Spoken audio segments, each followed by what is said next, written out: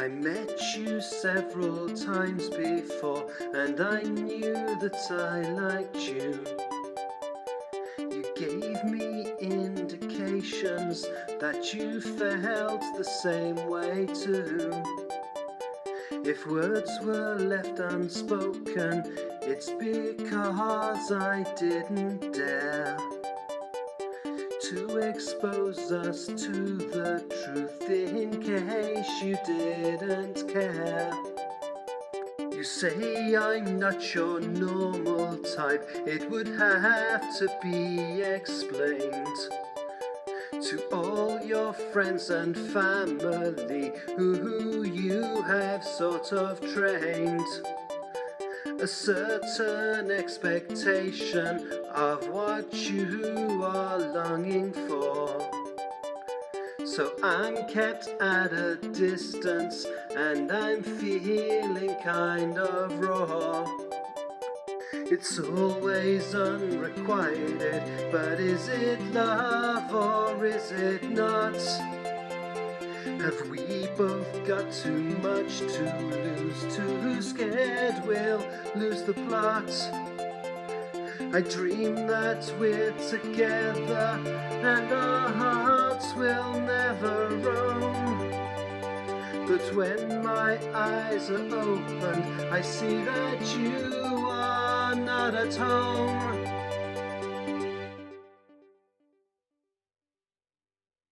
I feel a kind of energy buzzing every time we meet, but I'm too scared to take your hand as we're walking down the street. I'm still not sure it's what you want because I'm too scared to ask. I'd rather have your friendship still than have you take me to task.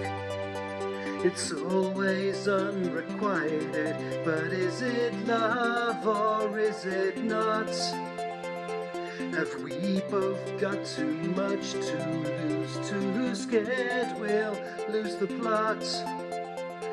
I dream that we're together and our hearts will never roam.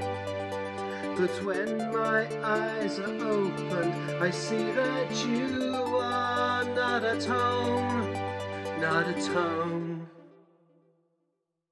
You're not at home, you're not at home, you're not at home. You're not at home. You're not at home. You're not at home. You're not at home. You're not at home.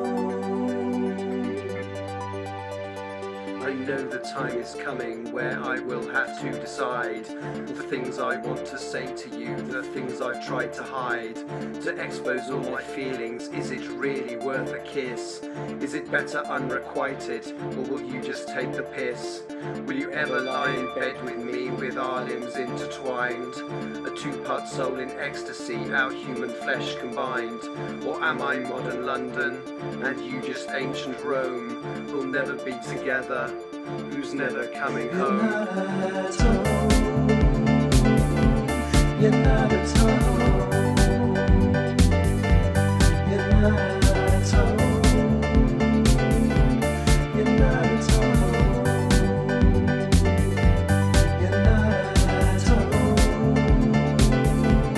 You're not at home. You're not at home. You're not at home.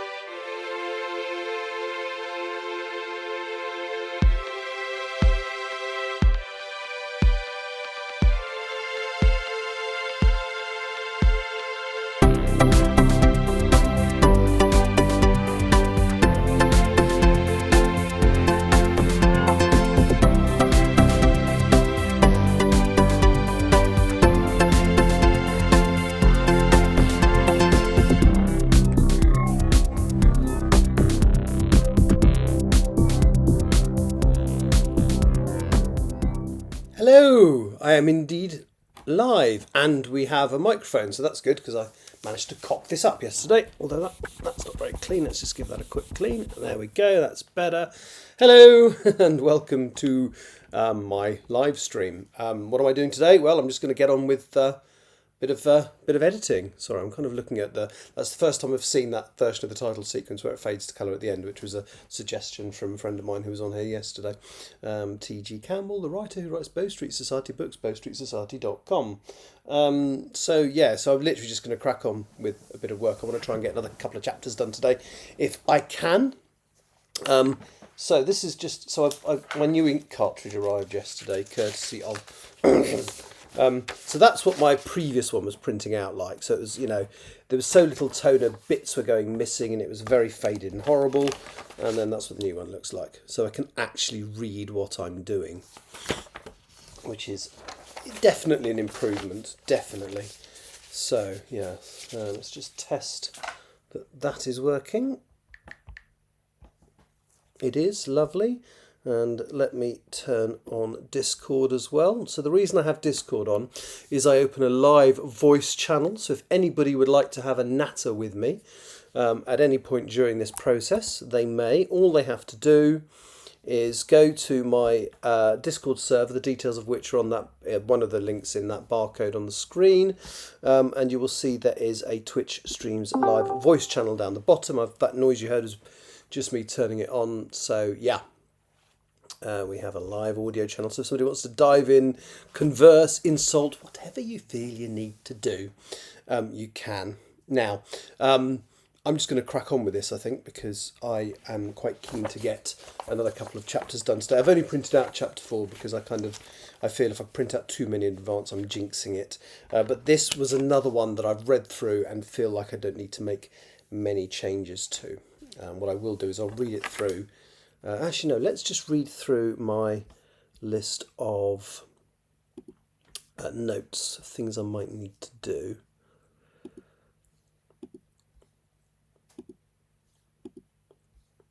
Just deleting a load of unnecessary notes.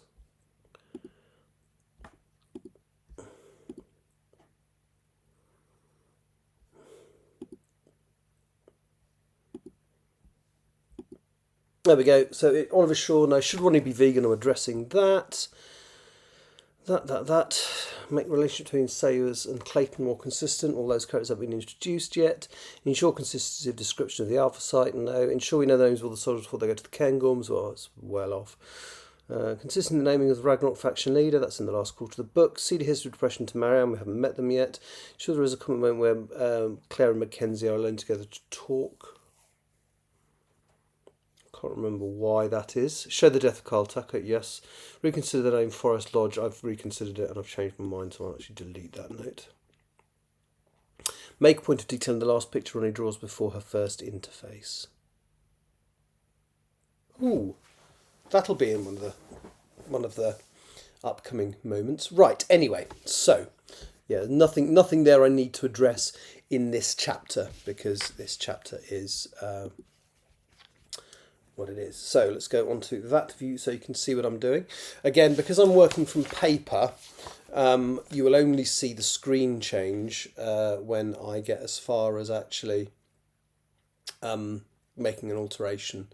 So, because I'm working off paper. So chapter 4, New Directions. Ahead, half impulse, engage. Danny rolled her eyes as Danny yelled the words as loud as he could from the window of his car, setting it in motion as he eased his foot from the clutch. They'd both been able to drive for a while now, but Danny was the only one of them to own a car. He had saved up for it himself, there had been no financial assistance forthcoming from his mother, and as a result it was not the newest car on the roads, nor the quietest, nor even the least rusty. But it worked, it was reliable, and it was his.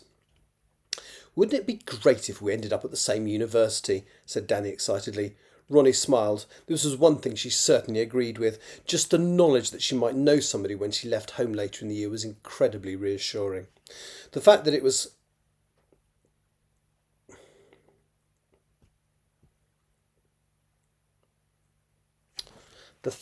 so close to old home made her even more sure this.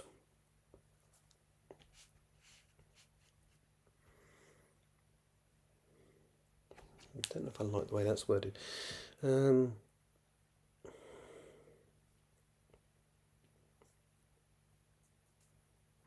Maybe just lose the fact.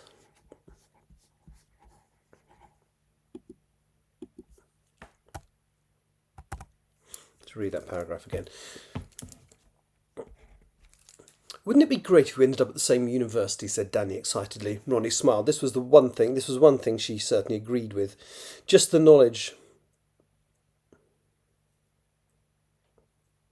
Lose the just as well. Wouldn't it be great if we ended up at the same university, said Danny excitedly. Ronnie smiled. This was one thing she certainly agreed with. The knowledge she might know somebody when she left home in the year was very reassuring. Rather. Incredibly. Very. Wouldn't it be great if we ended up at the same university, said Danny excitedly. Ronnie smiled.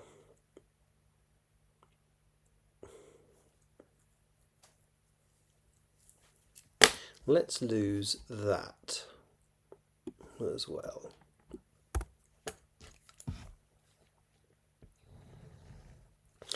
Wouldn't it be great if we ended up at the same university, said Danny excitedly. Ronnie smiled. The knowledge that she might know someone when she left her home later in the year was incredibly reassuring.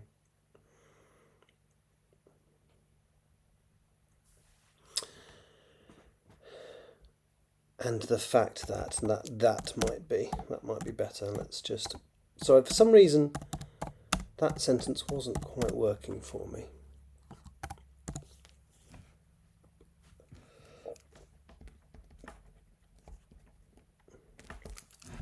Let's just reread that sentence. Wouldn't it be great if we ended up at the same university, said Danny excitedly. Ronnie smiled. The knowledge that she might know somebody when she left home later in the year was incredibly reassuring, and the fact that it was close to her old home made her even more sure that this was the university that she wanted to go to. Sure, this was the university she wanted to go. Let's lose the that's.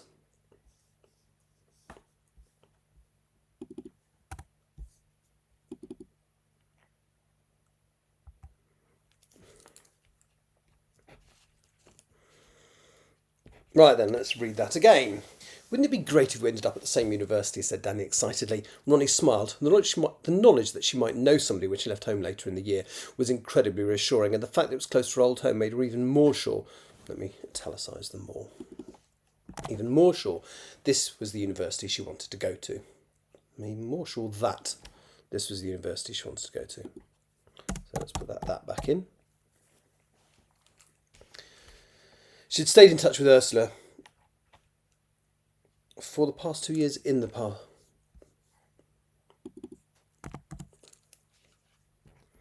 She'd stayed with him the last 2 years, mainly by letter, with the occasional phone call as well.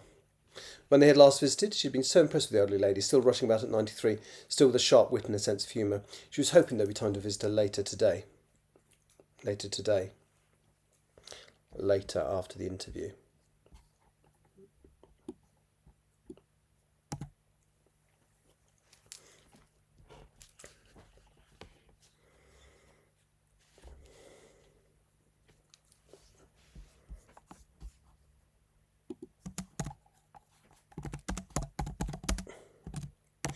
After their initial visit 2 years ago, Dr. Payton had done as he promised. He did additional checks on her DNA, and now and then some new technical bit of technology would become available, and he would send some sample tubes down to Cheltenham. Ronnie would fill them and send them back up to him, but still nobody could work out how her DNA was so localised and specific. Samples had gone to various laboratories all over the world, and according to Payton, some of the finest genetic scientists on the planet had been unable to explain her origins. In Ronnie, this had all fueled... Let's lose the all...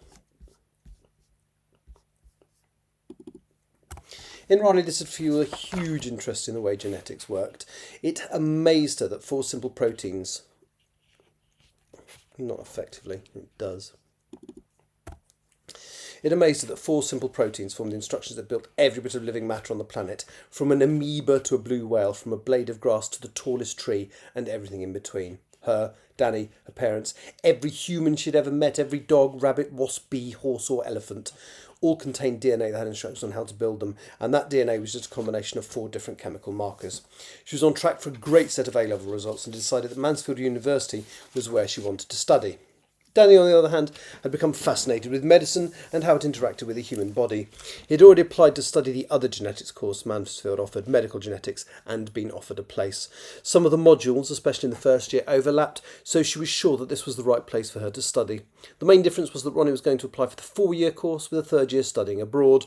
This was also a 4-year version. There was also a 4-year version of Danny's degree containing a foreign placement, the idea of which horrified him. But if they were both successful, they would... Let's lose the but.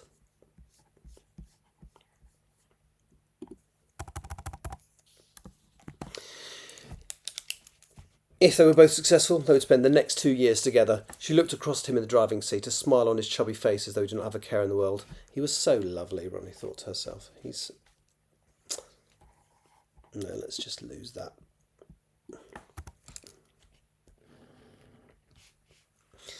Ronnie's appointment was at midday with a member of the department she'd never heard of. She'd been hoping she would be interviewed by Dr. Peyton. "We can get a place together if this all works out," said Danny enthusiastically. "Yes," said Ronnie with a grin. "And a dog, and conservatory, and 2 kids, a boy and a girl." Danny raised his eyebrow. On one occasion she said Ronnie they would make a good couple. She'd been quick to put him in his place, but in a kind way. To kindly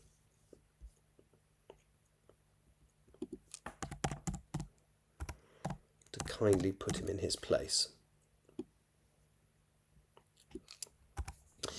She loved him to bits, she had said, but not like that.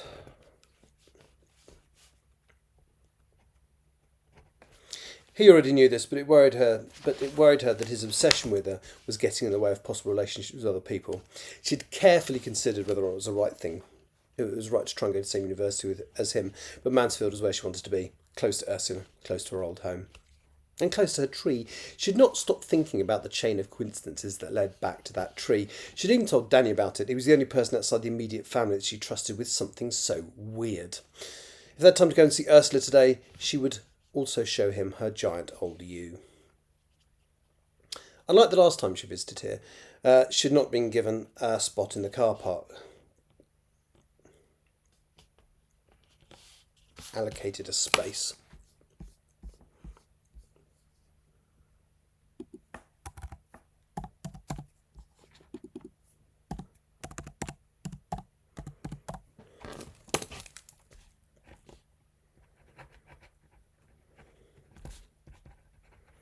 Well, that's not true. She had not been allocated space in the car park. Danny had to drive in.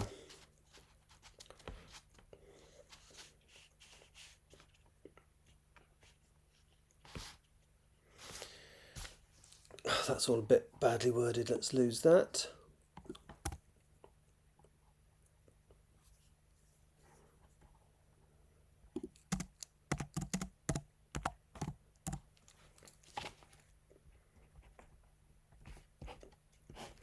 And like this individual allocated a space in the car park. They were early, so they'd parked up and gone for a coffee in town. Parked up in town and gone for a coffee.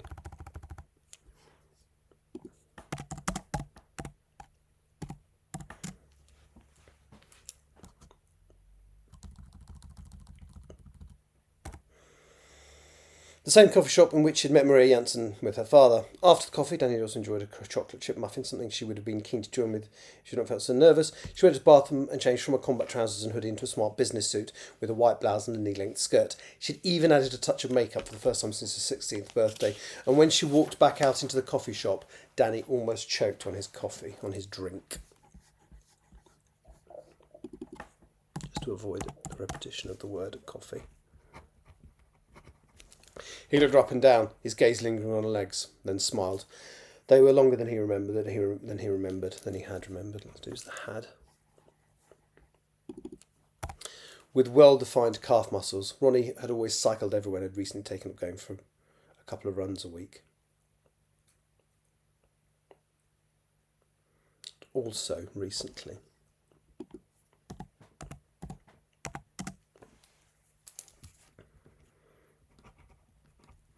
"I passed then," said Ronnie with a giggle. "Just about," replied Danny with a sigh. He glanced down his fat frame and wished he could find the resolve to do something about it. The problem was that he liked eating but hated exercise. "I don't need any of that."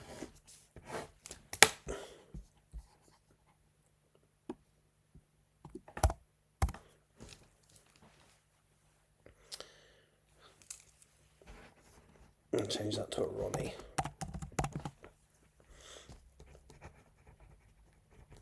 Ronnie sat down in front of him. Still in love, Danny, she asked. He blushed but did not deny it, then looked at his watch. When do you want to leave? He asked. That could probably be the same paragraph, actually.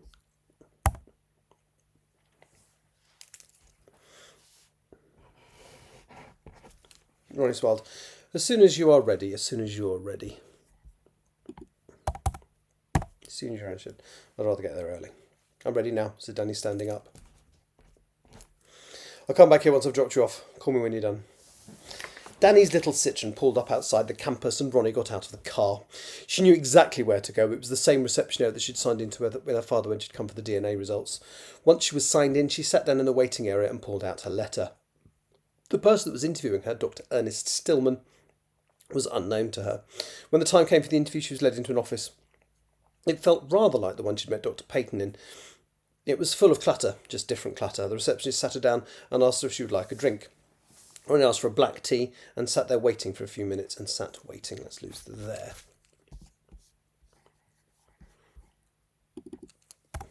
Waiting for a few minutes. Eventually, she heard the door open and a man came in. Miss Keene?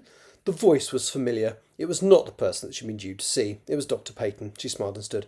Hello, Dr. Peyton. Richard, please, he said. So how is my mystery girl? Really good, thank you, replied Ronnie. I'm sorry we never got to the bottom of your little puzzle, he said, as he sat down opposite her on the desk. By the way, Dr. Stillman won't be talking to you today. I will. Ronnie nodded, secretly pleased. The meeting after her 16th birthday had rekindled the friendship between Dr. Peyton and her father. They'd met on several occasions socially since then. She didn't know him well, but this conversation was suddenly a whole lot less...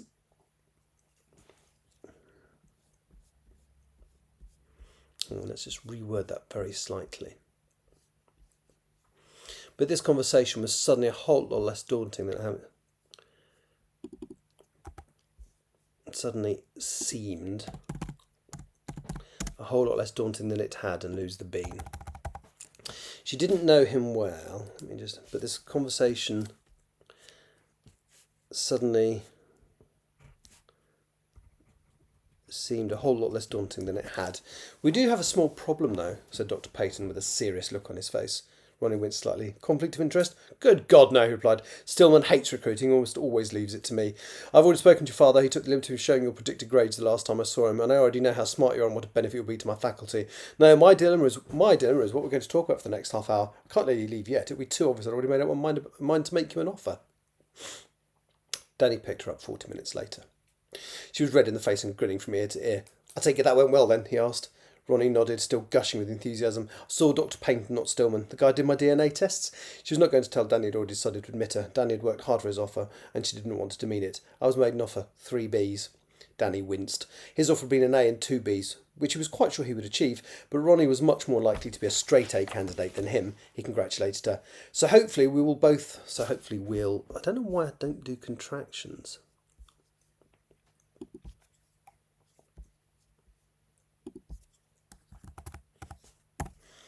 So hopefully we'll both be here in October, he said with a smile. I'm sure we will, she said enthusiastically. Where now? Can we go and see Ursula? Of course, said Danny. He tapped at the sat-nav on his phone, which was mounted onto the windscreen. He'd already put the details in, so it was a moment's work to load them up. Here we go. There we go, he said enthusiastically. Course set. Warp 3. Engage. Warp 3. 30 miles per hour, said Danny, rolling his eyes with mock indignation. Then warp 4 after the crossroads. You're catching on. You're very sad, said Ronnie with a chuckle as the car pulled gently away. Pulled away gently, pulled gently away. Let's just change that.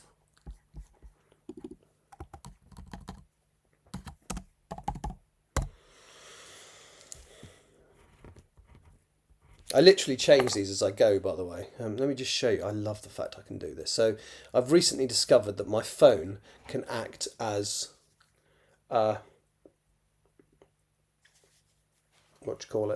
It literally, so this camera is connected virtually. I mean, there's no cables, you can see it. And all I have to do is press that button, and suddenly you've got... Ooh, hang on. My screen's just gone funny. Yeah. Oh, I've just realised that's got none of my gumph on it. It's got none of the other information. Let's see if we can fix that. Hang on. So if I go to studio mode, that won't change what you see, but I can do this, and then I can do that, and presumably I can then do, yay, isn't that cool? Yes, and probably the other things that I want to have on here, hang on. Full screen, so we want that, copy, and that, paste, yay! Then opening full screen, what else is on that screen? Oh, just that, copy, not that you'll see any difference to this one. And that, paste. There we go. So yes, I can literally use this to talk into, use it like as a remote camera. I'm not sure if it'll be totally in sync though, because I think the picture is coming from the phone and the audio is probably coming from the microphone on the computer. But yeah, so I can take that out of studio mode and go back to there. So that's literally just showing what I'm showing you. But you can see my control panel there. So because basically if I press buttons on here, there's a weird transition. So if I use this to move to a different view. Oh, hello. Looks synced enough to me. Oh, thank you. Yeah. And then I do the controls through here. So if I want to go back to full screen, I just type that. I was just going to show you I make notes when I make alterations. Anyway, back to that. Yes. Oh, welcome to the stream. I don't recognise your handle, so also raiding makes us sound so aggressive. Oh, okay. Hello. I didn't realise I'd had a raid. Why haven't I had a notification I've had a raid? It doesn't. I like it. I like it. Depending on how many people are watching when I sign off, I do try and raid out. If there's a few people watching, I try and raid into another writer's stream. So no, it's all good. Hello, welcome. I don't know, because normally I get a notification. It normally comes up on my screen, so and so is raiding with so many people, but it doesn't seem to have said that today. But never mind. So thank you for coming in, Angsthays and Summerfay. Yeah, I'm basically just writing. So I'm on the second draft of a book called Empress of the Trees. The elevator pitch for this book would be, what if the trees aren't very, very happy with what we're doing to the planet? And what if they, well, because you know trees talk to each other through microphobia, what they're called, mycelia, like fungal strands. So what if they're not very happy with what we've done to the planet, and what if they find a way of giving us an ultimatum to say, sort your shit out, humanity, or we'll stop breathing for 2 years, we'll survive, you won't. And that's kind of what this story is about. This is very, very early on. So I started writing it in 2019. I stopped for years because it was just too big, and also the pandemic happened, and I was writing about the end of the world, and for very brief moments it felt like that was a possibility. Yeah. So I came back to it last year, finished the first draft, had a few weeks off, and now I'm working on the second draft. Although it's because I've switched from just writing to a write edit model, it's actually quite easy. Compared to that first edit. So what I used to do is write the whole first draft and then edit the whole first draft. How does that feel for you? What, the write edit model? Much better. So as I say, when I first came to this project, I had already written 32 chapters that I hadn't edited. So the first thing I did was edit all 32 chapters before I started writing new material. And now I've moved on to a write edit model. So I'll write a chapter, then edit it. And I have to say, it makes it so much nicer and easier to do. It really does. I've started enjoying it again, whereas what I found with the first two books I wrote, The English Hikikomori and Still Life, it felt like pulling teeth doing that second draft effectively, which was just the tidy up. Because what I write, I just let it fall out of my head and then tidy it up afterwards. But sometimes it was like more than a year afterwards. Whereas now I will write the chapter, then change it, and it feels so much better and so much easier. So yeah, it's really working for me, very much so. Yeah. So, but yes, so I'm working on. So this is chapter 4 of a 43 chapter book. My books normally come in at about 120,000 words. This thing came in at 270, so it's huge. And I want to try and get this draft done by the end of July, because I've got a couple of people who want to read it and I don't want to keep them waiting too long. So, right then, let's. I shall crack on, but feel free to ask questions or make observations. And thank you for. Oh, there's 13 of you. Wow, hello. So do feel free. If anybody wants to have an actual natter, so my lovely. Where are we? There.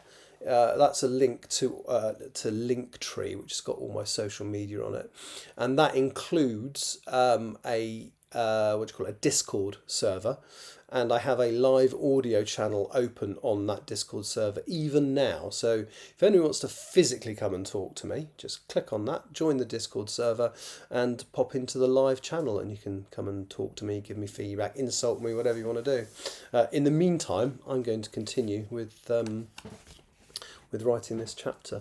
Again, to explain, I'm working from paper, so you'll see. That's what I didn't mean to do. Hang on. That's why I always minimise that before I do that. Right. You'll see that I'm working off paper, so it doesn't actually necessarily all sync up with. So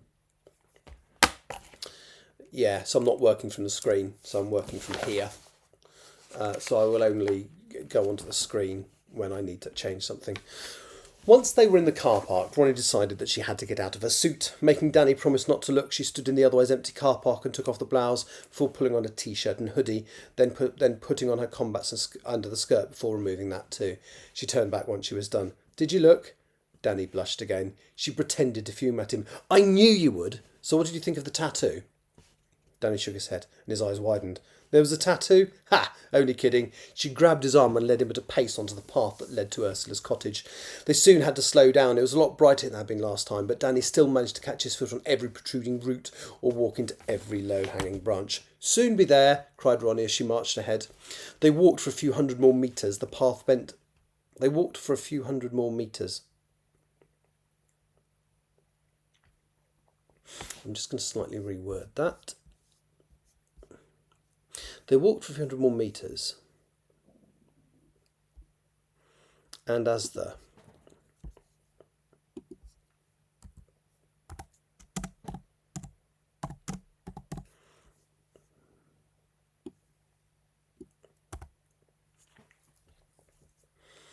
They walked for 100 more metres, and as the path bent slightly to the left, there was the cottage.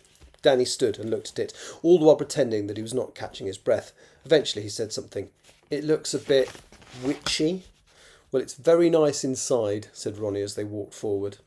Ronnie opened the low gate in the picket fence, still badly in need of a good lick of paint, and walked to the door. It had been winter the last time she'd been here. It was spring now, and there were signs of flowers starting to bloom in the flower beds around the house. Despite this, the beds did not look as well maintained this time. Some weeds. Let's just change it to weeds. Weeds were growing amongst the flowers, and some garden implements that had been left out rather than... Some weeds were growing amongst the flowers, and some garden implements had been left out rather than put away in the shed. I'm just going to read that again because that doesn't quite work. Weeds were growing amongst the flowers, and some garden implements had been left out rather than put away in the shed. No, it is fine, it's just I can't read properly. The washing line had snapped and the two ends lay on the grass, which badly needed its first cut of the year. Let's lose the just.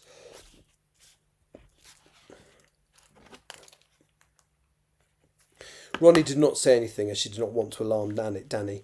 She knocked gently on the door, and when there was no answer, she knocked again, this time louder. She held her breath for a few seconds. She had phoned Ursula 15 minutes ago. She had sounded tired, but insisted that they come over. She must be 95 or 96 now. Ronnie was about to ask Danny to pull out his mobile phone when the door finally opened. Ursula stared out, blinking in the sunlight.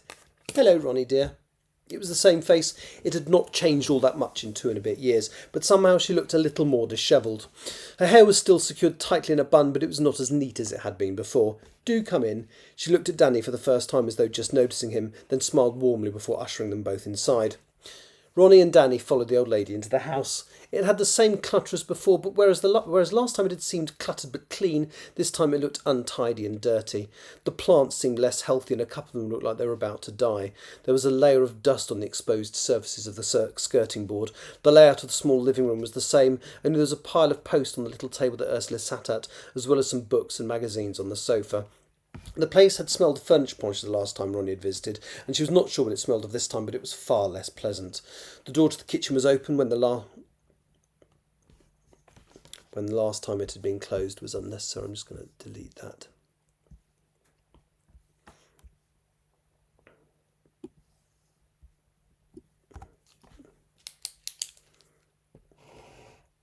And you could see there were piles of dirty washing up that needed to be done. Danny tried not to look shocked. The place was a complete mess. "This is Danny," said Ronnie, gesturing to a friend. "Hello, Mrs. Baker," said Danny. "Ursula, please," said the old lady. "Nice to meet you, Danny. I'll put the kettle on." She walked painfully over to the kitchen. "Can we help?" asked Danny, a second before Ronnie said the same. "No, dear, I can manage." Danny shook his head, and Ronnie stared at him. "She's slowed down since 2016, said Ronnie quietly. "This place was immaculate. You should have seen her, Danny. She was faster and more sure-footed out in the woods than we were." Danny looked surprised. "Really?" "She isn't managing very well now," said Ronnie sadly. "What a difference 2 years can make. She used to walk to the bus stop 3 or 4 times a week when I was last here. I doubt she'd even make it there now." "How does she manage? I doubt Asda would deliver out here." They watched Ursula as she washed up some of her teacups, then struggled to find a dishcloth to dry them with. There was a clean but unironed one in the ironing basket next in a basket. Let's just change that then.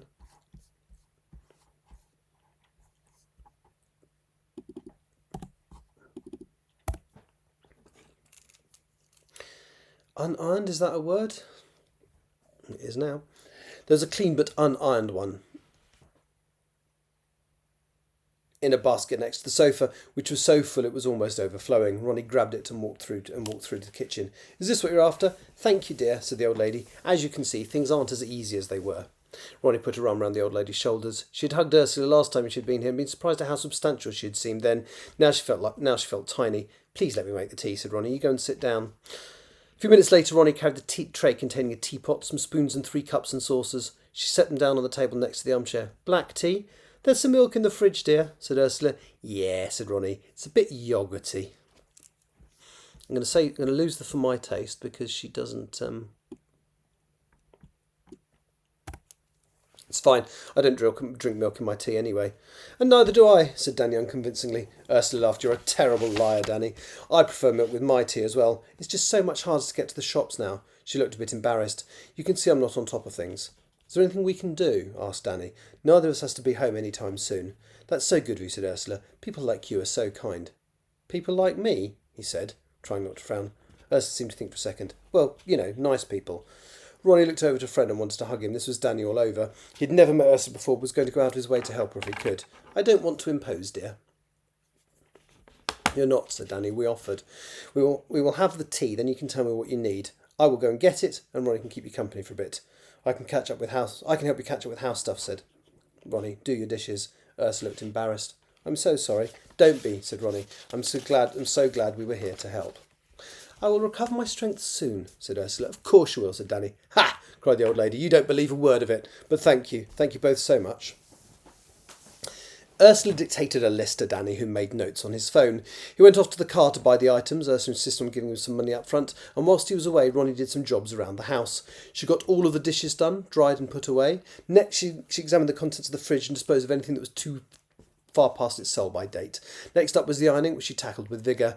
Ursula sat in front of her as she did it, looking a bit embarrassed. "So, is Danny your young man?" Ursula asked eventually. Ronnie smiled and folded a tea towel. "Hardly," she said. "Well, you could do a lot worse," said Ursula. "People of his type are always loyal and kind." Ronnie frowned. "You said that before. What do you mean, people of his type?" Ursula looked quizzical, considering her answer again before she said it. "Well, as I said before, nice people." "Oh," grinned Ronnie. "I thought you were talking about his size." Ursula looked annoyed at the suggestion. "Absolutely not. People are so quick to judge these days. That young man would do anything for anyone, and he obviously adores you." Ronnie smiled and nodded as she put another blouse on a hanger. "He does. I love him to bits too, just not in that way." Ursula chuckled to herself. Well, you could do a lot worse, she repeated, and looked at the basket of items that still needed to be ironed. Ronnie had managed over half of what had been there. She'd also tidied the sofa and put a few other things away, and as a result, the house was starting to look much more presentable. Thank you for your help, dear. I will be able to manage when I get my strength back. Ronnie nodded thoughtfully. Ursula believed that she was going through a bad patch that she would recover from. It was upsetting to watch her independence slip away. Ronnie was sure that she would have to move somewhere more accessible by the time she started a course in September. I know it's none of my business, but do you have any family who could come and help you at all? Ursula shook her head. No, she said sadly, it's just me now. My husband died in the war, we never had any children. The war? Asked Ronnie. You both must have been so young. Yes, said Ursula absently, he was. Ronnie was just finishing. Had just finished. That's a bit weirdly worded. Let me just change that.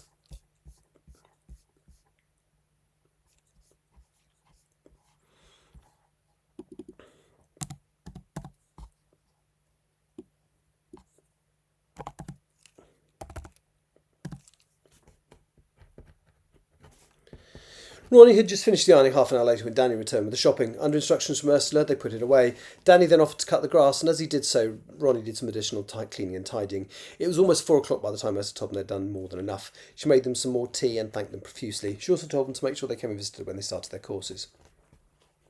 As Danny walked back to the car, the sky clouded over and the light got so bad that it seemed as though the sun was about to go down, which it was not due to do for a while. Yet, they had to run to the car as a thick rain started and got under cover just before they got soaked.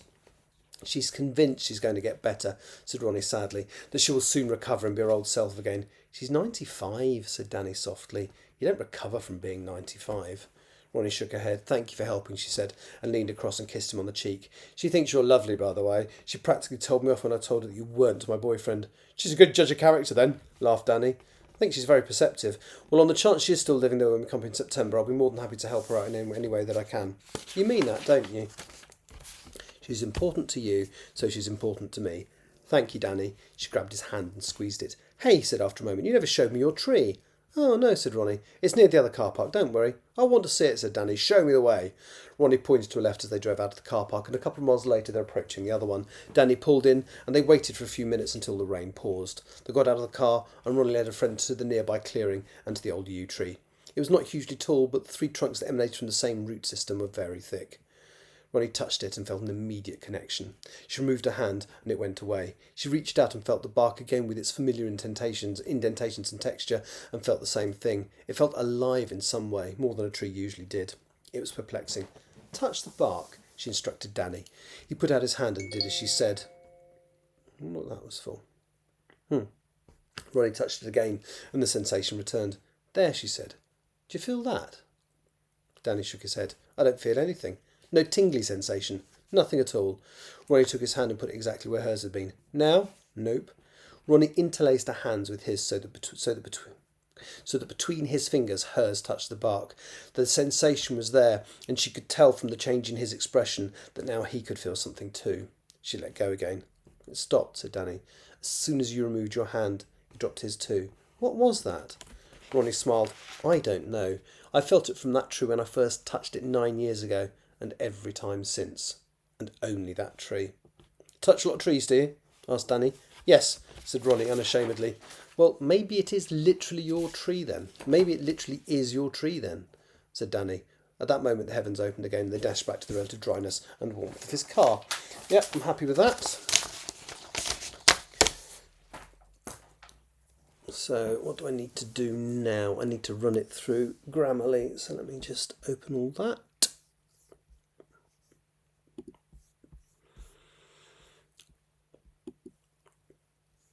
Run it through Grammarly for it to tell me to take out some commas because that's normally what happens. I normally have an issue with writing with my punctuation. Right, so let's just go back to there. We'll export it because for some reason it has to be a Word document to go into Grammarly. I have done this several times. Oh, hello! I'm on early. Yes.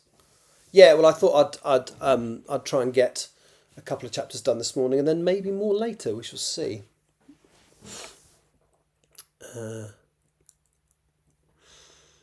So let me just drag this into here. And I was raided, and I think I've still got a few people from the raid. So hello.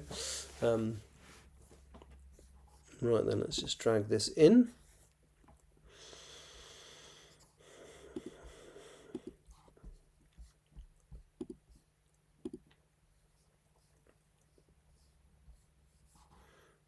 Oh, how did I miss that?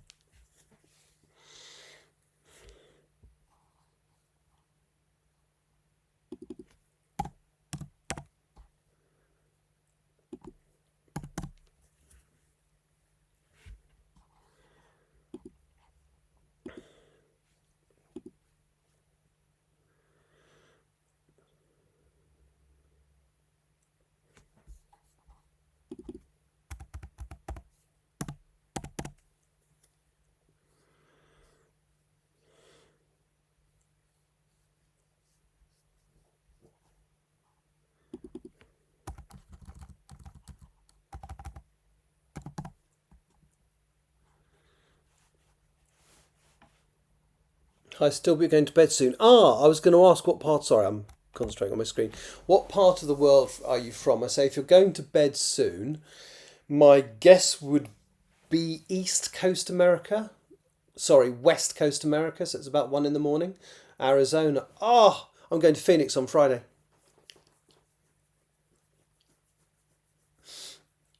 I've got a friend who is graduating from the university. I'm going to a graduation ceremony. Yeah, I've been a couple of times. I'm lucky enough to be airline crew for my day job. So I have been. Have I been this year? Yeah, I think I went a couple of times in January. You know, when the weather was not too hot. Yeah, Phoenix is the only place in Arizona that our airline flies to, I think. So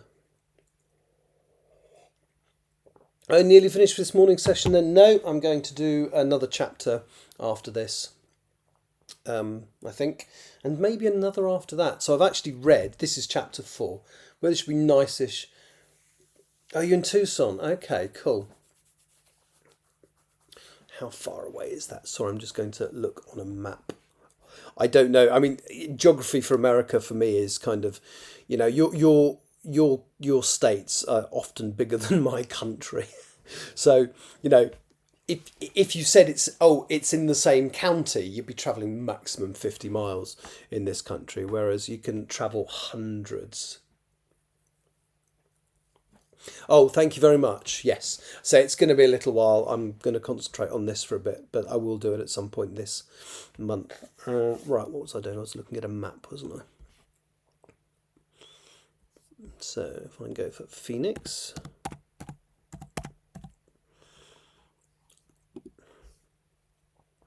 And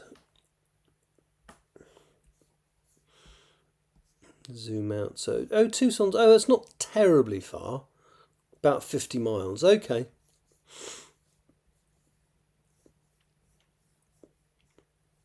Yeah, because as I say, in this country, that's a normal distance. Whereas, I mean, I don't know how big Arizona is, but my guess is enormous. Actually, not as enormous as some states, but yeah. Cool. Right, let's go back to what I was doing. Right.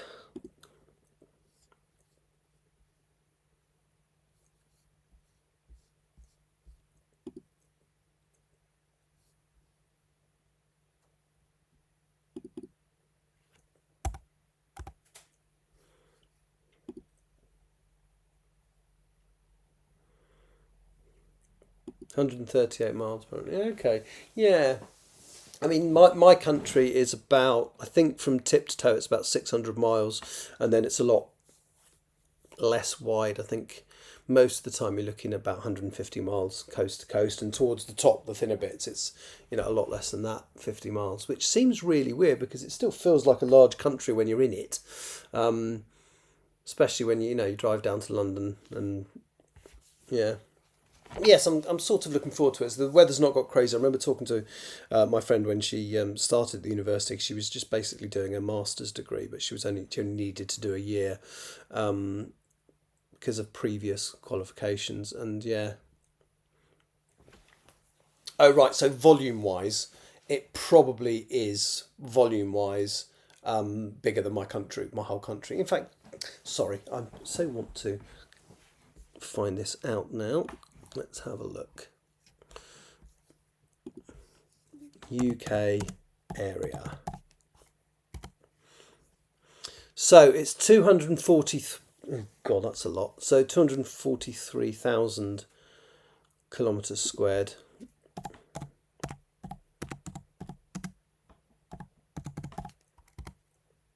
295,000. Yeah.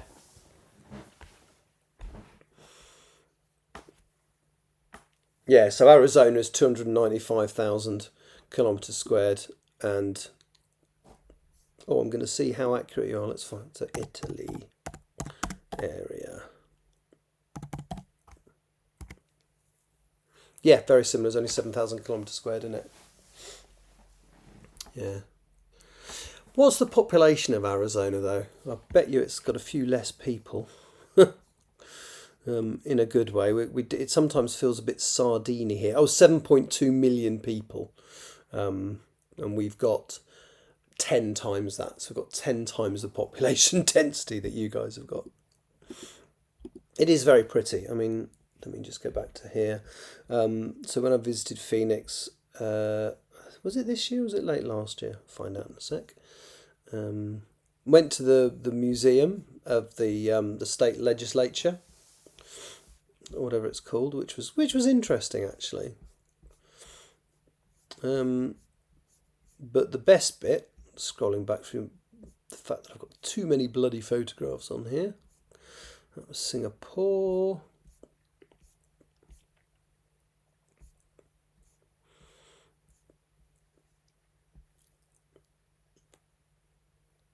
Oh right, so the majority of them are in those two cities, and then everybody else is, yeah. So yeah, I went to this rather gorgeous park, which you're probably aware of. Let me just. When I was there, and this was earlier this year. Isn't the UK significantly more arable? Yes.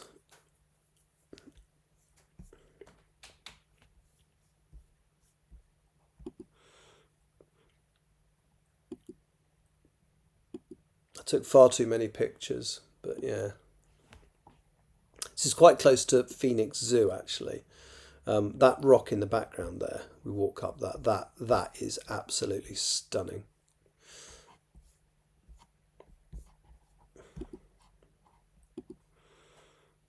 Yeah, when you can see the silhouettes of people in there. Yeah, it is cool.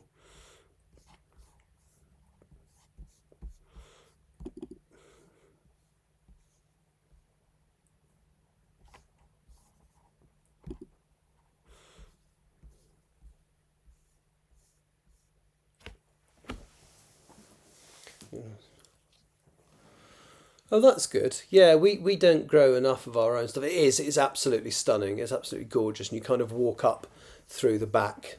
There's into it, and it is just beautiful.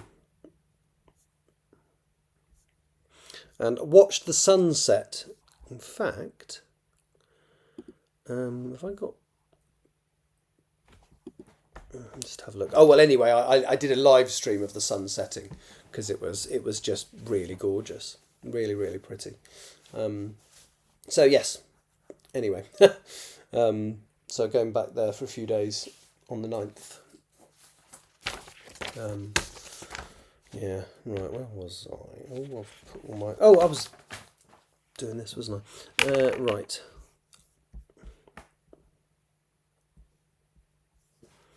All over the world. Would that sound better as across the globe?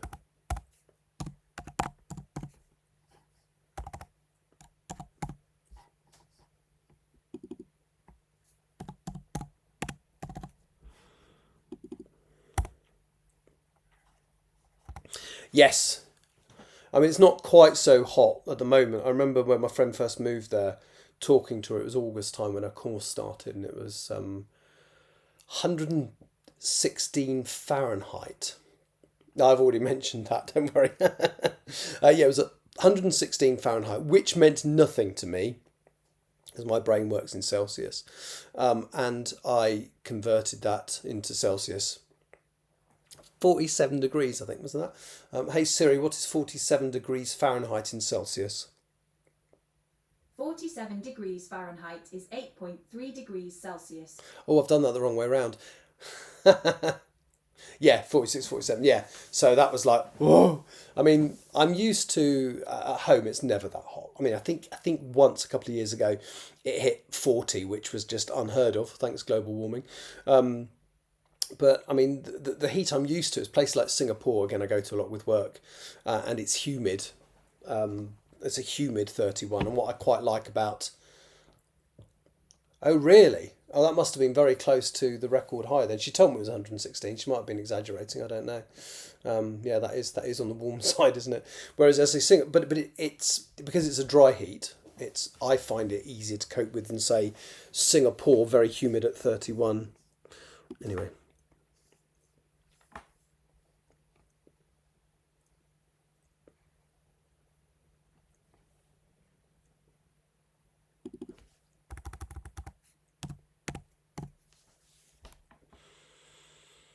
Oh, sorry, you're talking about Tucson, of course you are. Yeah, I mean that's a lot. I'm guessing it's a couple of degrees more, and that's just like to me that's like unlivable. But that's because I'm not used to it. I did once.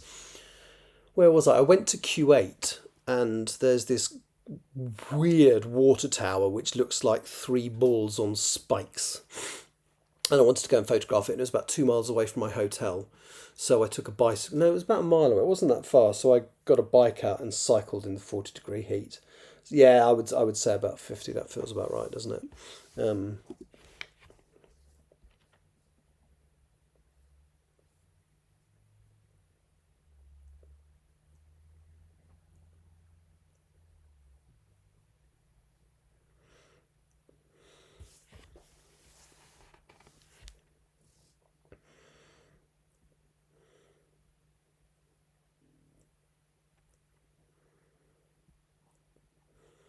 That seems a bit weird the way that's worded. Let me just reread it. Ronnie Field, a huge interest in having his work. It may say that four simple proteins form the instructions that build every bit of living matter on the planet, from an amoeba to a blue whale, from a blade of grass to the tallest tree and everything in between. Her, Danny, her parents, every human she'd met, ever met. That should obviously be. Indeed, every dog, rabbit, wasp, bee, horse, or elephant, all contained in. Let's change it to this. This DNA.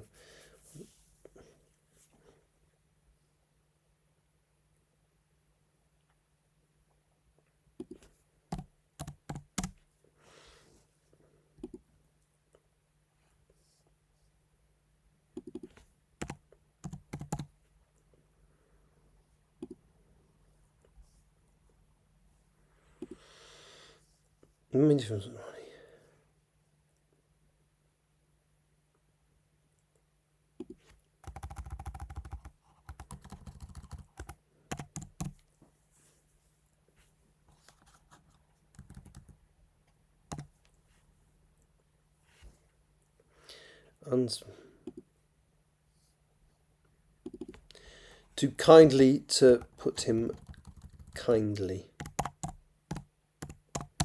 in his place. I split the infinitive. Cats informed me I'm meant to be asleep. Well, it is. I'm trying to remember the time difference. Is it 6 hours? Is it 3 in the morning or 4 in the morning there? Well, quarter past. I know it's not. I don't think you're quite on the same time zone as California. I think you're the next one across. Is that right? So that's 8 hours. So you are 7. So it's probably 2:16 in the morning, maybe. I don't know.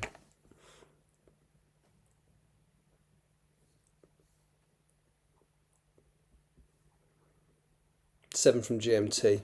Ah, right. Okay, hang on. And we're on 1 hour ahead because of summertime, so it's probably 8 hours, which would make it one. We're the same as California in summer. Ah, okay, right. But Dozan doesn't expect British summertime. Oh, okay. That's fair enough.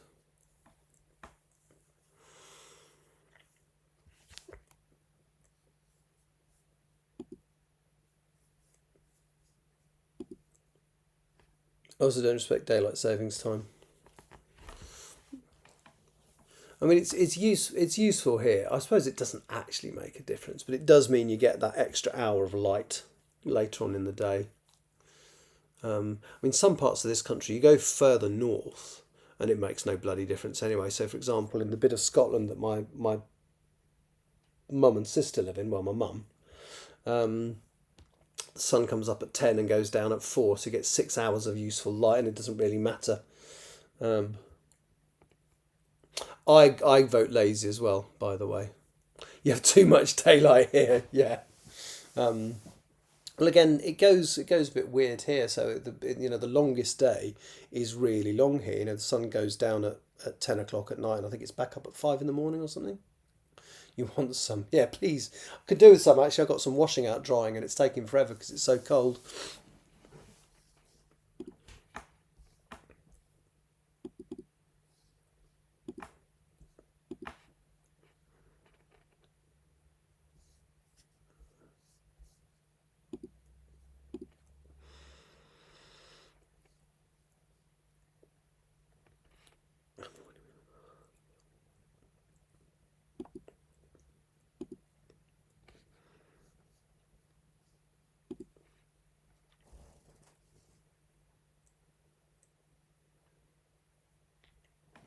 Yeah, I imagine when it's 47 degrees. Oh, okay. Ooh. Can I have a sneak preview? Is there a link you could send me that doesn't or will it only work when it's published?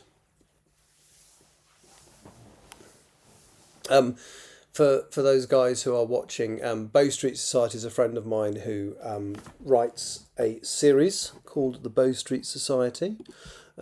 She's got 7 books in the series, and is it 5 or 6 short story collections as well, already available.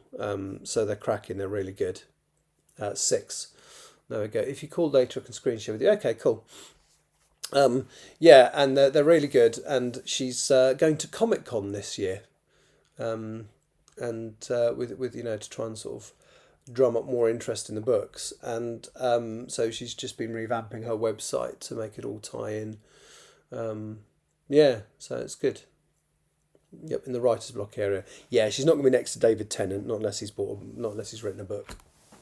So that's pretty cool.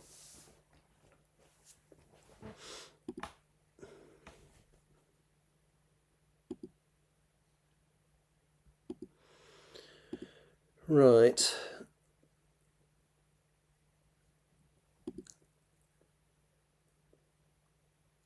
Might send Rita over with a character guide. Quite right too. Okay then. If you were suddenly told David Tennant really wanted to be in a television adaptation of your books, who would you have him play? Bearing in mind he's quite good at doing a Mockney accent.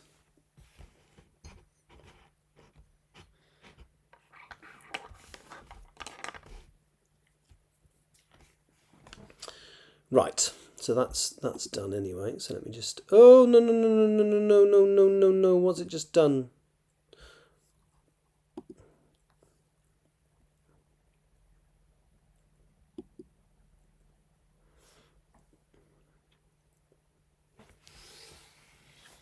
Oh, I have to say I didn't think I never thought Jones would be that thin, because David Tennant is basically a stick.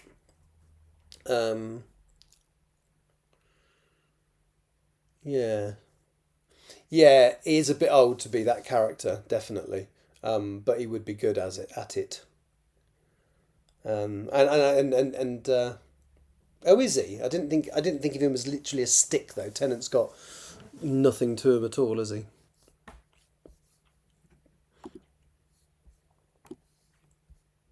Right. Okay, let me just do this.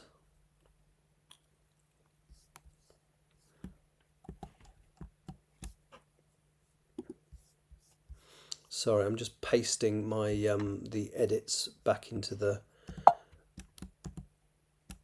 main document.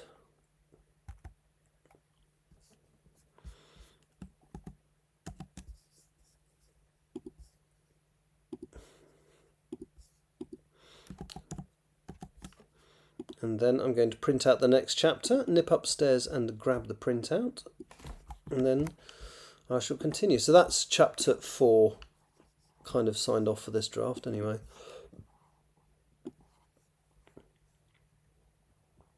Write him a bespoke role. Yeah, there you go. He's got to be in book 9.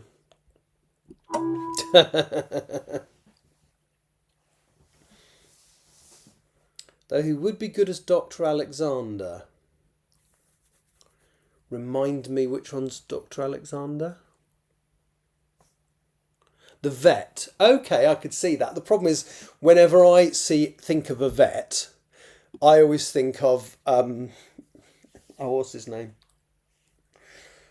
Mark Gatiss as a vet, because he played Mr. Chinnery in what was it called? The League of Gentlemen. And unfortunately, whenever I think of a television vet, I always think of, not James Herriot, not the sensible one. I always think about the one that accidentally kills animals every time he touches them. My brain goes to animal or combat. Right, let me, excuse me, I'm going to be annoying for a second. I will mute this because I've got a Siri device I'm just going to activate to do something. I should turn the mic off so it doesn't try and do stuff if any of you guys have got Siri devices.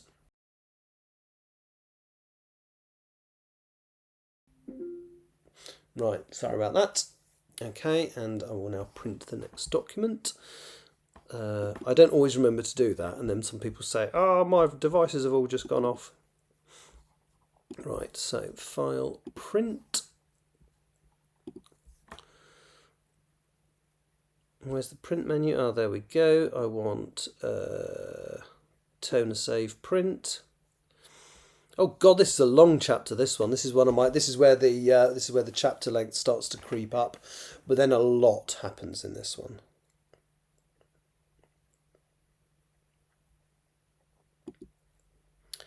Okay, I'll give that a minute or two to print. Then I shall run upstairs and get it. My Alexa is muted right now.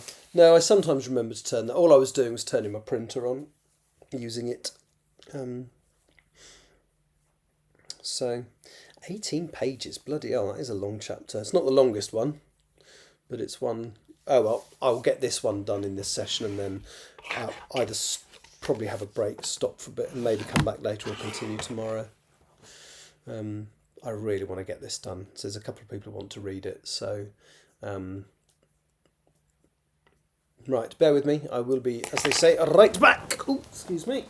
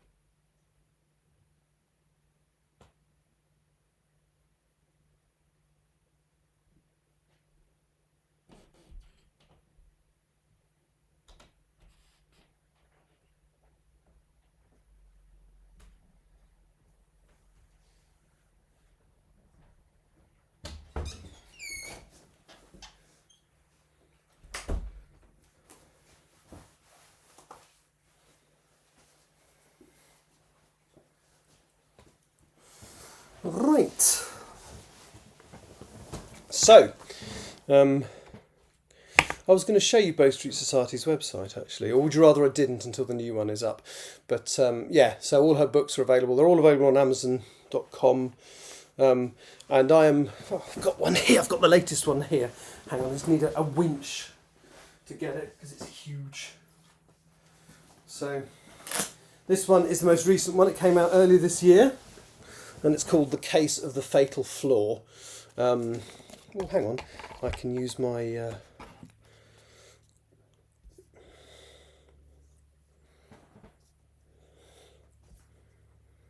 app on the phone to do this. Hang on. Doo-doo-doo. Right, if I press this button, no, this button. There we go. Oh, why has it done that? Wretched thing. So it's called The Case of the Fatal Flaw. It is quite a chunky book. They're not all as big as that, but this one just had a lot of story to tell. So they are individual murder mysteries, but there is an ongoing thread in the stories as well. And they are, so that's book 7, and they are very, very good. I genuinely recommend them. If you get... So for me, I'm not massively into murder mysteries. I like these ones, but what initially got me hooked wasn't the murder mystery aspect, but it was the background storyline. Because basically the Bow Street Society are some amateur detectives that are operating effectively behind, outside police jurisdiction, and the police aren't very impressed with this. And I don't want to give a spoiler, but... there's a lot of complex political goings on in the background to why they were set up, who set them up, and it's absolutely fascinating. And I think this is book 7. She's planning to write 10, and the shit is going to hit the fan quite soon, I suspect. And they're just really, really good. And it was the interest in that storyline that actually kind of then drew me into the murder mysteries as well. So... I don't know why it sounds Holmesian to me. It sort of isn't. So what's different about this one is the Bow Street Society. Let me just switch back to a picture of me. Hang on. The Bow Street Society are a group of amateur detectives. So there are a large number, well, not a large number, there are quite a few of them. And so you won't get every single character in every single book, because the clerk of the Society, Miss Trent, allocates people to investigate based on the needs of the case that they're looking into. But it is really, it'd make a great TV show. There's an intro on the back of the book. Oh, hang on. I shall put it on. Wrong button. Oh, where have we gone? Lost my button. There we go. So it says here, the Bow Street Society is a fictional group of amateur detectives operating in Victorian London. Each of its civilian members has been enlisted for their unique skill or exceptional knowledge in a particular field derived from their usual occupation. Members signed by Society's clerk, Miss Trent, based upon these skills and the fields of knowledge. Yeah, excellent. But yeah, it's good. It is a really good series. There's a lot of characters. Some play a bigger role than the others, and it's just they're excellent. Let me just go back to there. So I thoroughly recommend having a look. They are available. 15 members and counting, yeah. And what's interesting is not every member has appeared in every book, and there are some members that have only appeared in the short stories and haven't made it to the main series yet. And may never do, because their skills may not be needed in one of the main mysteries. But no, they're very good. And you've got a core of characters that are usually in every book, and kind of storylines that run in the background, as I say. Yeah, they're very good. Genuinely recommend it. Anyway, let's go back to what I was doing before. So I'm going to do a bit of work on chapter 5 now. So let me switch to this view.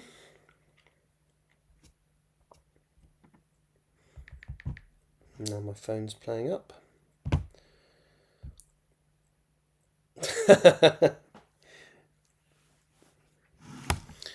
Right, so chapter 5, The Rage. The day of Ronnie's move to Mansfield eventually arrived after months of anticipation and planning. Ronnie had spent most of the last few days packing her clothes neatly into a large suitcase. It was mainly combat trousers, hoodies and a few t-shirts. She had no intention of changing her style just because she was living at university, although she had packed a handful of dresses that she owned as well, just in case they were ever needed, as well as her smart suit. Every time she talked about leaving home, Annie looked slightly wistful and said that she was not really leaving, as there would always be a place for her in the family home. But it did feel like the end of an era. Both George and Annie had a feeling that while she would visit, Ronnie would never permanently live here again, live with them.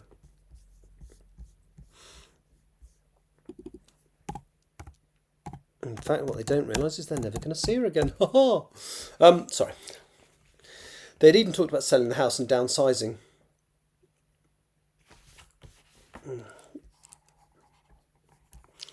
That sentence probably doesn't need to be there.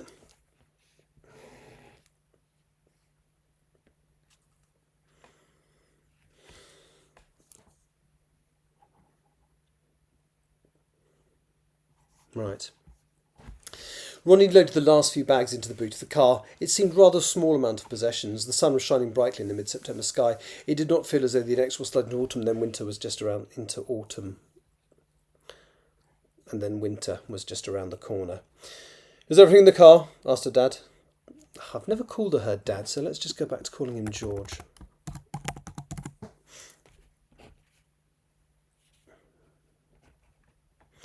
Is everything in the car? Asked George. He was inside the double garage, up a ladder, looking for something in the loft space. Yes, Ronnie called up to him. Good, said George, descending the steps. He walked over to the parked car, the gravel of the driveway crunching under his feet as soon as he left the garage. He put some straps into the open boot hatch and then closed it, drawing them tight. 2 additional straps later and a cycle rack was attached to the back of the car. Ronnie wheeled her bike over and helped her father hook it to the rack. They pulled on all of the bands and belts to make sure it was secure as Annie walked out the entrance to the house next to the garage. Are we done? She asked. Think so, said George. Ronnie nodded her head.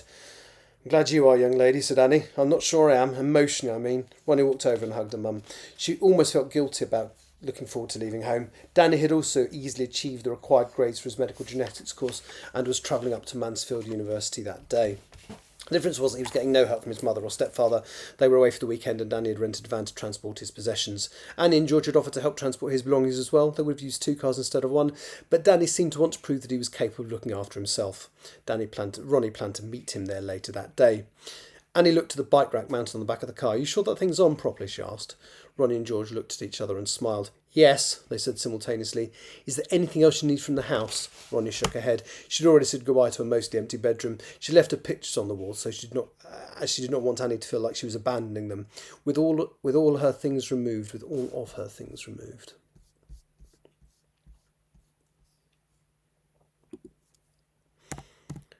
With most, because it's not all, because I've said she's left the pictures.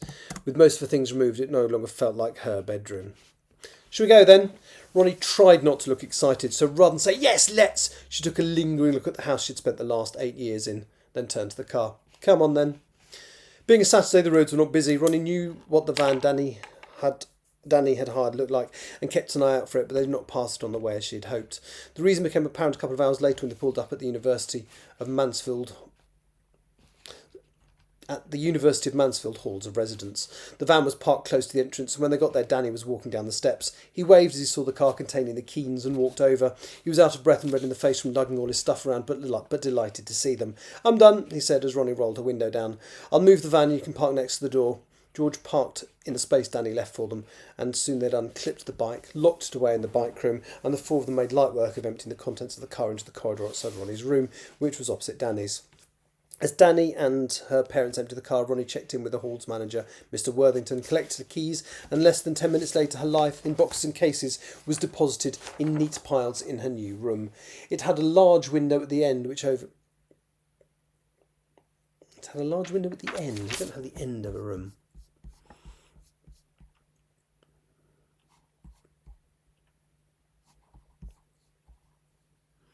At the far end. That's better. A large window at the far end, which overlooked a woodland area.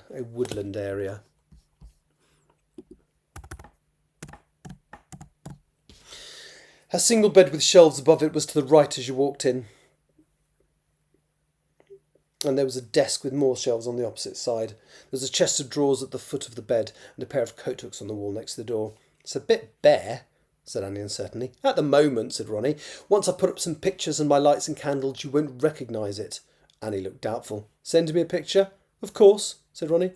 Can I take a look at your room, Danny? Asked George. Danny inclined his head, and George stepped through the corridor. The room was essentially a mirror image of Ronnie's, but there was already a television stand with a large flat-screen TV installed, as well as a small 2-seater sofa wedged in at an angle at the end of the bed, blocking all but the top drawer in the chest of drawers. There was also a little glass-fronted fridge which was already plugged in, turned on, and cooling some soft drinks. George frowned.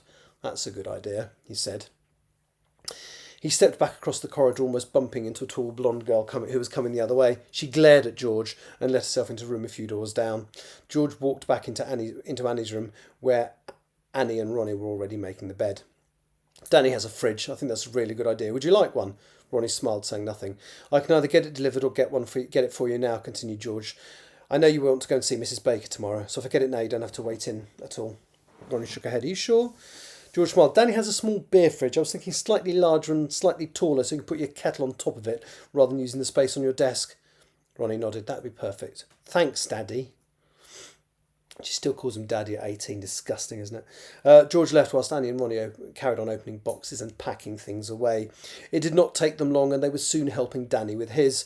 Danny was struggling to put a duvet cover on, so they showed him how to, and then he started filling the bookshelves with his DVD collection. There won't be room for them all, said Annie.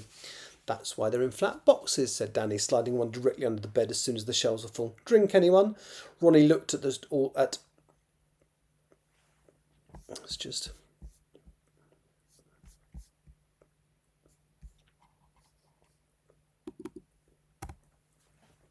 Ronnie looked at the sugar-laden drinks in the fridge. Any Coke Zero? Ah, no, sorry, said Danny. And he said with realisation, I don't have any glasses. I do, said Ronnie. Anything for you, Mum? Coke, please, said Annie.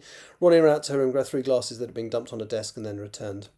I'll burn off the sugar in a bit, said Ronnie with a grin, setting the glasses down on top of the fridge.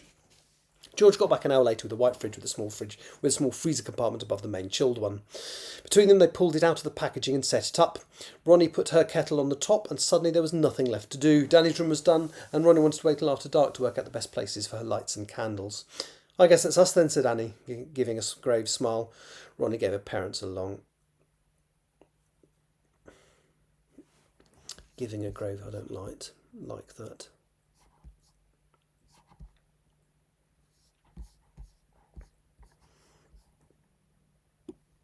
With a grave smile is probably better. I guess that's us then, said Annie with a grave smile. Ronnie gave her parents a long hug. Thank you for everything. What will you do tomorrow? Asked George. Visit Ursula and explore the local woods. I want to find a spot like my one at home. I look forward to seeing the drawings, said Annie, hugging her daughter tightly and trying not to cry. George joined in, wished her all the best, and told her to call them immediately. If she needed anything, call them.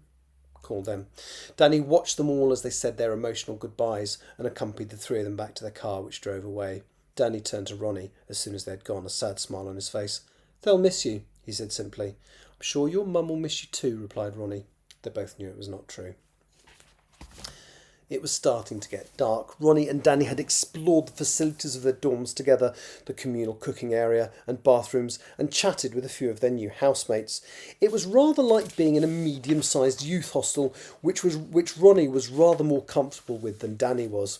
He had made them a coffee though, and they sat on his double sofa chatting. Ronnie seemed rather remote. Are you okay? Asked Danny. Missing home already? Unis allow candles. They don't here except for fake ones. That's interesting. Yes, you can have a candle in your room. Good God, I hadn't thought of that, yeah. Are you okay? Asked Danny. Missing home already?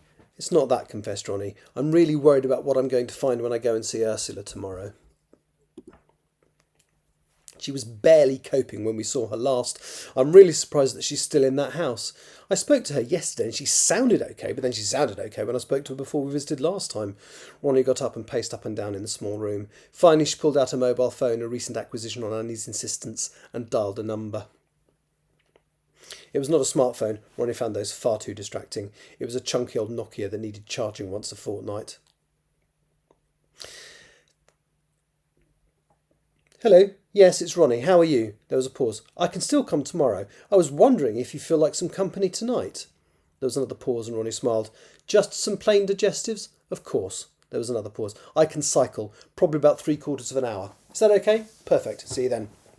Danny looked at her and was about to open his mouth. There was a knock on the door. He opened it to see the blonde girl from earlier. She was wearing a midriff-revealing top and lycra bottoms, and her long hair was in a ponytail. Hi, she said. I'm Erica. She spoke in a way that stretched out her vowels and had a pout that seemed to indefinitely extend her lips. Erica Yates, second year medical genetics. We're having a bit of a welcome party for the freshers. Most people are here now, apart from a few that arrive tomorrow. We're going to have a few drinks in town, then come back here and order a load of pizza. You up for that? Danny looked across at Ronnie. Perhaps, she said. I've got to go and see a friend now. What state she's in will decide how long I am. She waved her phone at Danny. I'll call you when I'm on my way back. You can tell me where you are.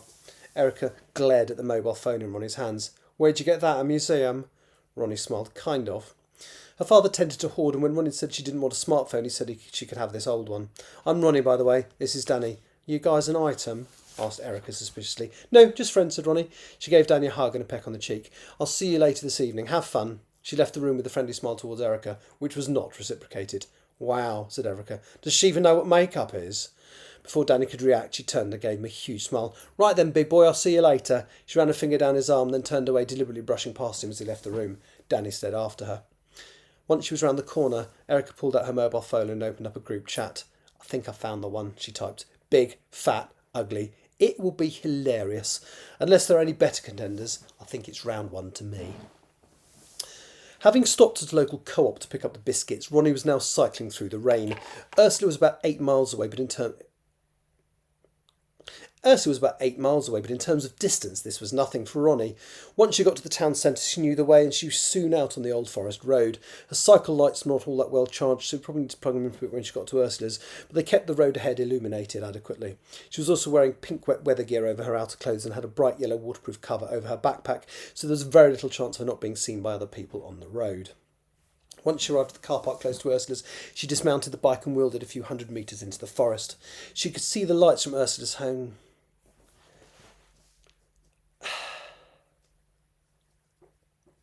So I'm thinking back. I'm wondering if I should lose the paragraph with Erica just making it obvious she's setting up Danny and maybe leaving a bit of mystery to it. Because she does something horrible later on. Maybe I shouldn't preempt it. But then, because it's preempted, you're now thinking, shit, what's she going to do?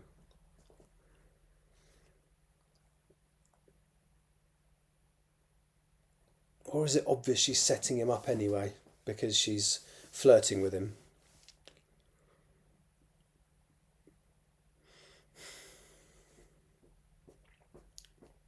We already know she's a bitch because she's just been horrible to Ronnie for no apparent reason.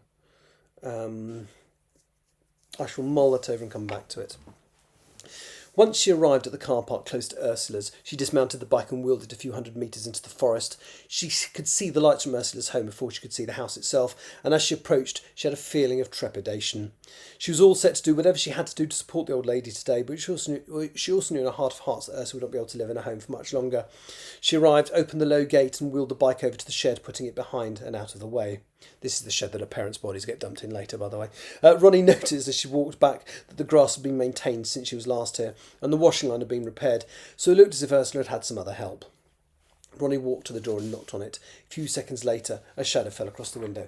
Is that Ronnie? Yes, Ronnie called back. She heard the key turn in the lock, and a few seconds later, the door opened. Come in, dear, it's horrible out there. Ronnie stepped in, and Ursula closed and locked the door behind her. Ronnie stripped out of her waterproofs and hung them from an empty coat hanger on the wall. Ursula managed to get into the living room okay, and moments later a voice called from the kitchen. Tea? That'd be lovely, said Ronnie, walking into the living room. It was still very full of things like it had been the first time she'd come here, but unlike their visit earlier in the year, there was an order to the chaos and the room was spotlessly clean. And not just for her benefit, because she had not been due to visit until tomorrow. Ronnie had been ready to clean as though her life depended on it, but it was a relief not to have to. Ronnie walked into the kitchen, which was also spotless. Ursula was pouring the hot water from a kettle into a teapot, which she covered with a tea cosy. Do you have the digestives, dear? Asked Ursula. Ronnie opened a backpack and pulled out the biscuits. Ursula opened them and laid 6 out on a plate, which was on a tray that contained the teapot cups and a milk jug. All ready, said Ursula. Can I carry that through for you? Asked Ronnie. I'll be fine, dear, said Ursula. She picked up the tray and then zipped through the door so quickly that Ronnie thought she had stumbled. But no, she was still on feet and putting the tray down on the table next to her armchair. And now she looked properly. Ronnie could see that her clothes were much tidier than last time. Her hair was immaculate, the stoop had gone, and she looked less frail. Ronnie stared, trying not to look surprised. Ursula laughed. I told you I wasn't feeling well last time. I also said I'd recover. Didn't you believe me? Danny's words echoed through her head. You don't recover from being 95, he had said. Well, Ursula had. She looked as nimble and lively as when they'd come up not long after Ronnie's 16th birthday. Ronnie smiled, and it was tinged with relief. I was worried that you weren't coping, she said. I'm 95, said Ursula, without missing a beat. I have days off, even off weeks. I have off days, even off weeks. But I always bounce back. Ronnie grinned and took a sip from the cup of tea she'd been given. I can see. Ursula took a sip from her tea after she'd added several lumps of sugar for herself. She picked up the plate of biscuits and did not withdraw it until Ronnie took one. No Danny tonight? He's getting to know some of the other people at the halls of residence, said Ronnie. And he's still not your boyfriend? Ronnie smiled. No. Oh well, your loss. He's very special, you know. One of those people who couldn't be unkind if he tried. As for those around him... Ronnie nodded. I know, don't worry, I'll be keeping an eye on him. But I was worried about you. I wanted to see how you were getting on. I'm fine, dear, as you can see. Ursula took another sip. Make sure you bring Danny next time. I want to thank him for all the work he did here last time. Tomorrow? Tomorrow, replied Ronnie. Ronnie stayed for a couple of hours, during which time she charged her cycle lights. She looked around the house as she talked to Ursula. It was all as tidy as the room she'd already seen. Ursula even took to doing a bit of dusting in the living room as Ronnie sat there, and Ronnie was again surprised at how fast she was moving and how flexible she was. Ronnie watched her leaning over to wipe down the table and get onto her knees to run the duster around the skirting boards. Her overwhelming feeling was one of relief. Ronnie had not relished the idea of watching her deteriorate beyond the point where she could live in her own home, but thankfully that was looking like it was not going to happen soon. They talked about a course, and also Danny. Ursula would not stop going on about how he was so nice. Had Ursula been one of her younger friends, she would have accused her of being attracted to him, and Ursula stuffed her with biscuits and cake. Ronnie was glad that she had another 8 master cycle because it allowed her to work some of it off. Ursula was particularly interested in the way the lights work. She had a bike in the shed apparently, but didn't use it in the winter because of how often she had to change the batteries in the lights. It was quite windy that evening, and it took her a little longer to get home than it had to cycle there. She eventually arrived at Mendale House and shut her bike away before climbing the short flight of steps to the front door. She used the card she'd been given to enter, then walked along the corridor, turning right just before the kitchen and down to her room. She did not see anybody else on the way. It seemed devoid of people. Perhaps she was the only person not at this party tonight. Once in her room, Ronnie added the final touches to it. She put a crystal salt lamp on the desk and plugged it in, enjoying the soft orange light. She then stood on the bed to hang several strings of white fairy lights all over the ceiling, hanging down in loops and down the walls. She plugged them all in, then set her tea-light candles around the room and lit them. She turned the main lights off and the fairy lights on. Suddenly the room looked less dour. She set about hammering in some hooks and putting her pictures up. Some of them were black and white pencil drawings of from a favourite spot at home, and she'd added colour to a couple of them. Once they were up, she surveyed her work. It was never going to be her room in the family home. It was never going to be her room in the family house, but it was the next best thing. Let's just change the home to house.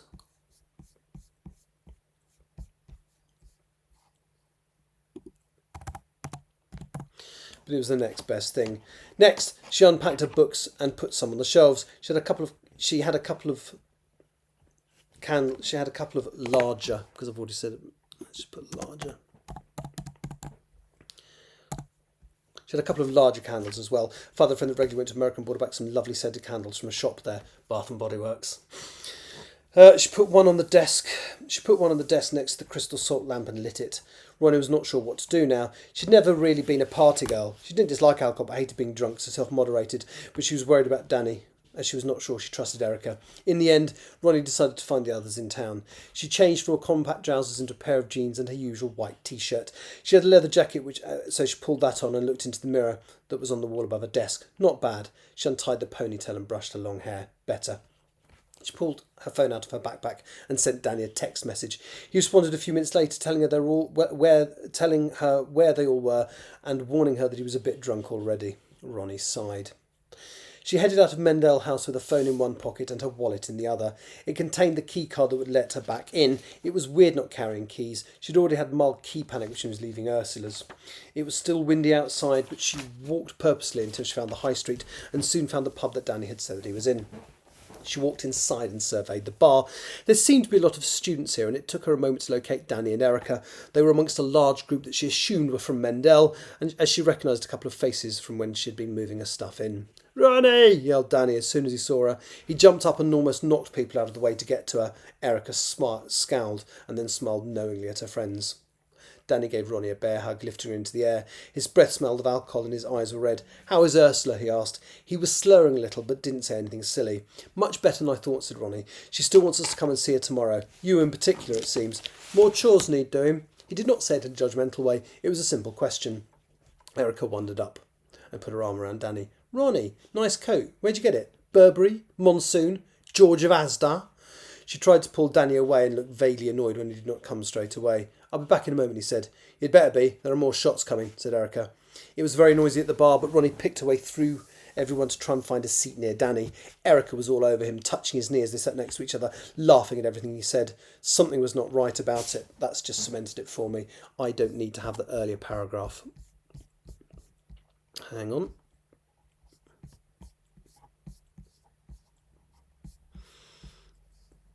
That we go. Goodbye, unnecessary paragraph.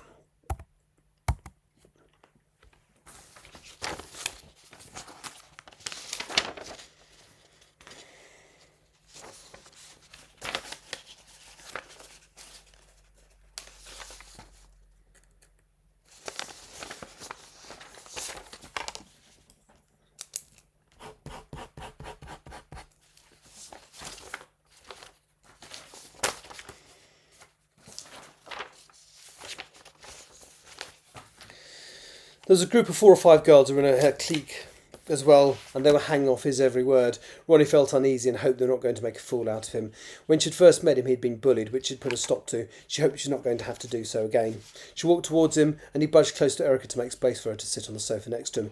"Can I get you a drink?" Danny shouted above the din. Ronnie did not feel in the mood, but she was also conscious of not wanting to look boring on the first night out at university. There was no point in being a stick in the mud. "Vodka and Diet Coke." "Diet Coke," laughed Erica. Danny stood and went to join the throng at the bar. Ronnie turned to her. "Do we have a problem, Erica?" "No," said Erica, and Ronnie could see her deflating somewhat. She was not used to being challenged. "You're just too serious. You've got to have fun as well." "I do have fun," said Ronnie. "Drawing mushrooms." So Danny had been talking about her, hanging about in the woods with old ladies. "I've known her since I was 9, said Ronnie. "She's a family friend. And yes, I like drawing nature. What do you like?" Erica leaned closer. "Partying, having fun, boys, drink and boys." "Do you like boys?" "I can't tell." Erica looked at Ronnie's expression and her own softened slightly. "I wasn't trying to be snarky. I just can't tell." Ronnie smiled. "Yes, I like boys." "Then make the effort," said Erica. "If you dressed and acted the right way, they'd be falling at your feet. I bloody hate wasted potential. Look at me. I can have anyone I want." "So you don't have a steady boyfriend?" Erica smirked. "What is this, the 1960s? Steady boyfriend? No, I have short-term boyfriends." She leaned in closer. "Lots and lots of very short-term boyfriends." "Have you ever done that?" Ronnie shook her head. Erica continued. "Have you ever had sex?" Ronnie went red. "So the pair of you are virgins," cried Erica. "We ought to lock you both in a room and let you sort yourselves out. Someone's got to. It'll be a long time before he gets anything, the state of him." Ronnie's head snapped up angrily. "So why are you teasing him?" "Because it's funny." "It won't be funny for him. Then he should go on a fucking diet." Ronnie gave Erica a steely glare. "Don't hurt him." "What are you going to do if I do?" The anger was rising in Ronnie. She'd not felt this angry since she'd seen some fellow 10-year-olds calling Danny fat. "Just don't, or you'll answer to me." Her voice was steady and deadly serious. "I'm scared." Ronnie's voice could have cut ice. "You should be." She stood up just as Danny returned with a drink. She gulped it down in one, then looked at her friend. Erica was pulling him back into his seat. Her eyes met Ronnie's for a second, then she hugged Danny. "I'm going back to Mendel. Come and say goodnight when you get back." "You're going already?" "I've got some things to do. Erica will make sure you get home safely, won't you, Erica?" Yeah, no, it's just... Well, Erica's horrible as well. She's really judgmental. But yeah, it's kind of, yeah. Oh, you're out for the night. I'm sorry, I've only just seen that. Take care. Thank you so much for popping in Angstays. I'm about to lose both. Oh, that's fine. Thank you so much for sort of watching and contributing. Thank you. I mean, I really like this story, and this is just the beginning. When it's basically about the end of the world. So it's so you don't want to see what horrible thing Erica does to Danny. She's really horrible. No, thank you so much. Thank you so much. Cheers, guys. Right. I've got some things to do. Erica will make sure you get home safely, won't you, Erica? Erica smiled sweetly. I will. The smile was so fake, Ronnie had the sudden urge to smash it from her face. She took a couple of deep breaths, went over to Danny, hugged him again, and then left. Bet her legs are hairy, though, Erica whispered into Danny's ear as Ronnie walked away. Danny laughed. 2 a.m. turned into a pumpkin. You got 2 minutes and 15 seconds then. Ronnie strode purposely back to her room, barged through the entrance, stalked angrily through... That's badly worded, I just need to change that.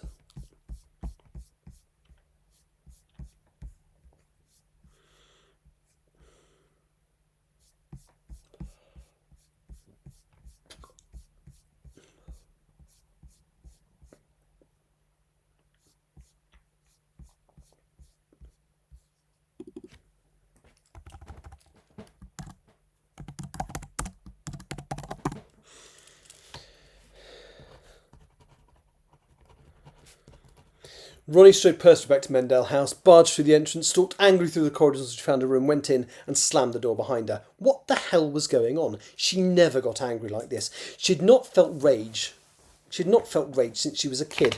She just did not understand it. She sat on her bed, wishing she had a sofa like Danny. She breathed in and out, hoping that the ferocity within her would subside. It cooled somewhat, but it was still there in the background, gnawing away at her. It had to be because she was worried about Danny. Since she'd become his friend all those years ago, she'd protected him, and as a result, he'd not been bullied in the time she had known him. There had been other injustices that had annoyed her in the past, usually when someone with good intentions was picked on for no reason, but this was unique. She could feel an urge within her to rush back and pull Danny out of whatever it was that Erica and the other girls were planning, but it would just make him look foolish, possibly more foolish than whatever else was going to happen tonight. She just could not get it out of her head. She took a shower, initially in hot water, and when she still felt furious, a cold one. The shock of the cold water on her skin helped whilst it was happening, but the moment she warmed up again, the feeling came back. She went back to her room and pulled her comfortable clothes on and lay on the bed wanting to scream. Her heart rate was elevated. As Danny would say, it felt as though she was stuck on red alert. She lay on the bed, wound up, and tried to understand her feelings. This reaction to being worried about Danny must mean something. Was she attracted to him? She was fairly sure that she was not. Still restless, she sat at the desk with the pad she usually took to her safe spot and started sketching. She was not sure what she was going to draw, but all she could think about was that her friend was going to get humiliated at some point tonight, and that anything she did to try and stop it would potentially humiliate him further. It ended up being a detailed picture of Danny. It was a really good likeness. She'd never drawn a picture of him before. She hadn't realised how well she knew the contours of his face, the fat under his chin and in his cheeks. She formed a circle with her hands and filtered everything but the eyes, nose and mouth. He wasn't ugly like Erica said. He had a rubbish life at home and a family that didn't care much about him. He'd done so well to get into this university. She smiled as she thought about him. He would help anybody with anything and with a smile. Too much smiling, hang on. Just need to do a little bit of editing there. I don't need that, I should just do that.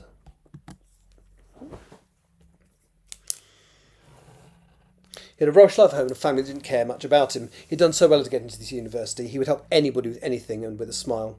He had assumed tomorrow they'd be working solid at Ursula's, and he was fine with that. Was he destined to be one of those people who'd always be used? Ronnie hoped not. She sat like that for a couple of hours, the rage still inside her, but the intensity gradually diminished somewhat, along with her heart rate. Drawing had always had a therapeutic effect on her. She eventually put a notebook in the drawer and sighed. It was late, and she was really tired. Eventually, she changed into a nightwear and lay down under the covers, with all the lights off apart from one candle. Ronnie eventually fell asleep. She did not hear the noises as most of the rest of Mendell came back in from their night out. The screams and shouts of hysterical laughter that came from the room opposite her. She woke early in the morning about 6:30 and looked out of her window. She so wanted to go to a nature spot, but had not chosen one yet. She pulled on her dressing gown and went to the showers, where she showered and cleaned her teeth. She went back to her room and glanced at the door to Danny and looked at the door to Danny's room. The anxiety returned. She hoped he was okay in there, but did not want to intrude. Ronnie walked to the kitchen and made herself some toast. She was never usually hungry in the morning, but she found that she'd been craving food for the last few days. It was probably her body reacting to all the changes in her life. She was the first person up and about this morning. It would probably be hours before anyone else surfaced. So she was surprised when another girl came in. She was not very tall, with close-cropped blonde hair that had been dyed blue and a distinctive mole on her right cheek, as well as round glasses. She was wearing a short-sleeved top and seemed to have a lot of tattoos. The girl had some sheets of paper in her hand with something in colour printed on it. Whatever it was, there was one on the notice board in the kitchen as well. The girl frowned and took it down. "What's that?" asked Ronnie. "Bullying," said the other girl. "I'm taking them down." Ronnie froze. "Can I take a look?" "No, I'm trying to preserve the dignity of the victim," said the girl apologetically. "I'm Laura, by the way." "Ronnie," said Ronnie. "I'm not trying to interfere. I'm just worried that it could be to do with my friend Danny." "Ah," said Laura. "Big lad. Arrived yesterday." Ronnie rolled her eyes. Why was everyone obsessed with Danny's size? "Yes," she snapped. Laura hesitated, then handed Ronnie the A4 sheet of paper. It was a picture of Danny standing naked in his bedroom, covered in vomit, presumably his own. The headline at the top was "Anatomy of a Fat Virgin." Underneath was a line that said, "What fatty needs to change about himself?" Text that read, I think there's probably a better way of putting that.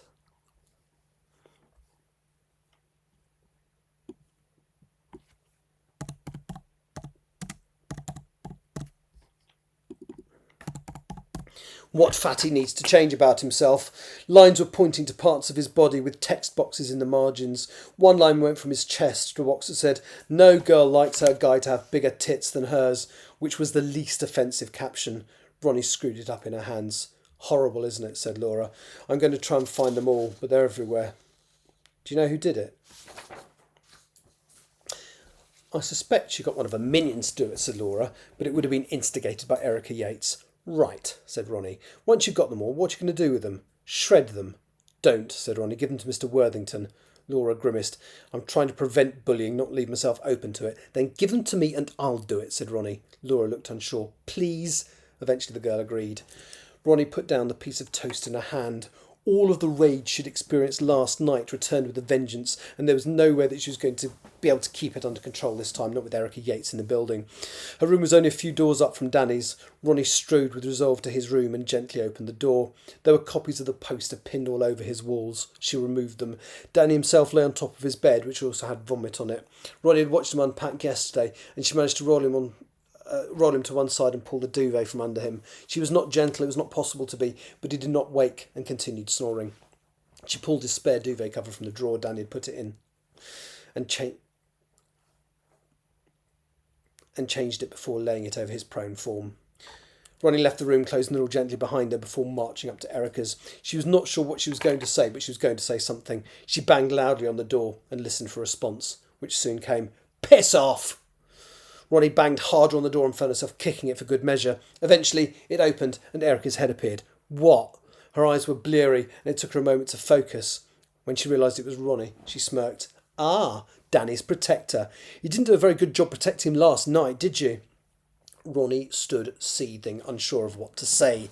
The anger was rising in her exponentially now, and she knew she was not in control of it. She stood staring at Erica for a few seconds, and then was suddenly driving a fist as hard and fast as she could into the girl's face. She could feel the nose break as her fist smashed into it, and it came away covered in blood. Erica screamed. "I've got all the pictures. You will leave Danny alone from this point on, or they will all go to Mr. Worthington," spat Ronnie, then spun on her heels and retreated to her room. A guy dressed only in boxer shorts shot out of Erica's room and ran to his own dorm a few doors down, slamming the door behind him. Ronnie threw herself onto her bed and burst into tears. Where the hell had that come from? The rage had gone now. The moment she'd punched Erica Yates in the face, it had subsided. She was struggling to comprehend what had just happened and how she'd been feeling, since last night. Ronnie had never hit anyone before. It was not something she'd ever even considered. She'd not planned to do it now. It had just happened. She curled up into a fetal ball on her bed and tried to calm down. The rage may have been gone, but now she was terrified. A few seconds later, there was a knock on the door. She stood up and looked into her mirror and tried to dry her eyes. "What now?" Ronnie opened the door. Laura was standing there with a wad of printouts in her hands. She stared up at Ronnie. "Are you all right? I've just seen Erica's face. Did you do that?" Ronnie did not know what to say. Laura realised that she was crying and stepped into the room and shut the door behind her. She dumped the prints onto Ronnie's desk. Ronnie was still standing by the door. Her hands were shaking. "I don't know where that came from," said Ronnie. I was just filled with rage and couldn't stop myself. Laura smirked. She's been a total bitch for the last year. Someone needed to bring her down a peg or two. You're the first person who's ever stood up to her. She won't like it, but she'll respect it once she gets back from the hospital. Ronnie felt weak and sat down on the bed again. Hospital? Yeah, I'm pretty sure her nose is broken. Ronnie nodded. It is. I felt it break. She stared up at Laura and gave a weak smile. I've never done anything like that before. I don't know where it came from. You must like him. Yes. Was it that simple? Another realisation crossed her mind. There was a very good chance she was going to be thrown out of the university for this, and her course didn't start until Monday. I might as well start packing. Laura smiled, shook her head. Erica will deal with it her own way. She won't tell the university. She'll see that as a sign of weakness. Oh, there's an apostrophe missing there.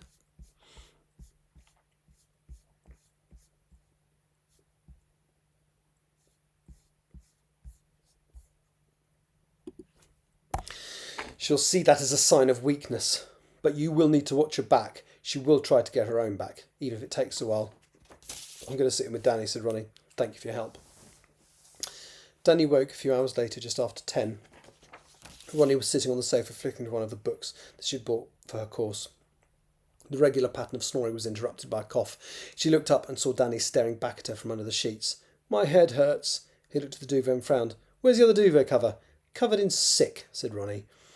I changed it when I saw the state of you and it. You're going to need a shower. Danny sat up and then realised he was naked under the duvet cover. He could also smell vomit. The room stank of it.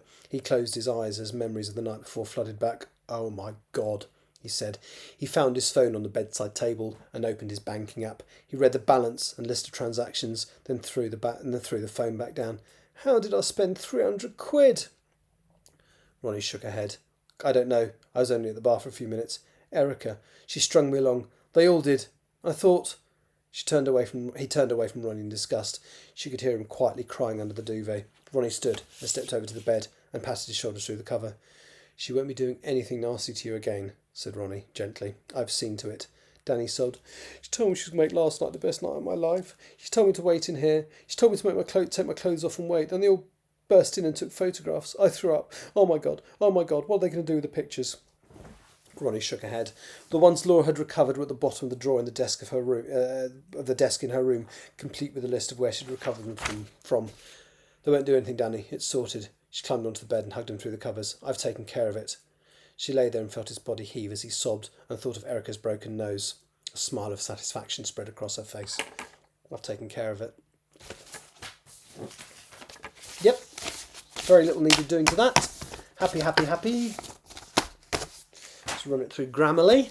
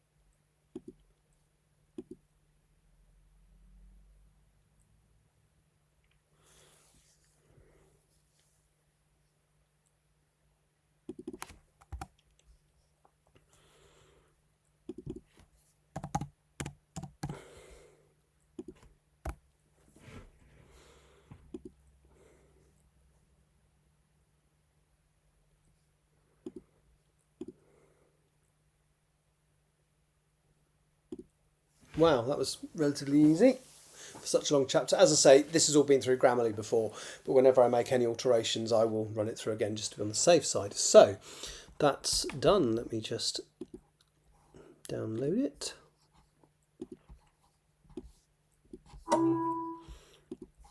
Open it up in Word.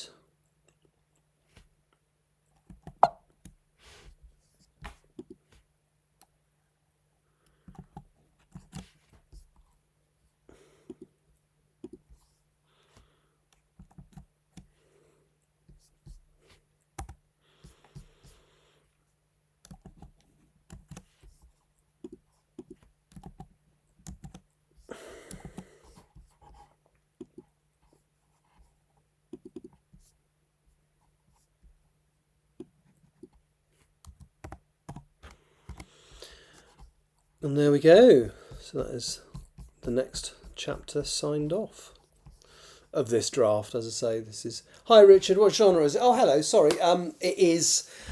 I guess the closest is urban fantasy or magical realism, although that doesn't precisely sum it up. So let me say. So it's... The elevator pitch for the story is... So trees talk to each other. This isn't the elevator pitch. This is just a fact. They use mycelial. They use fungal strands called mycelia as a rudimentary form of communication. So the idea of this book is, oh, thank you very much.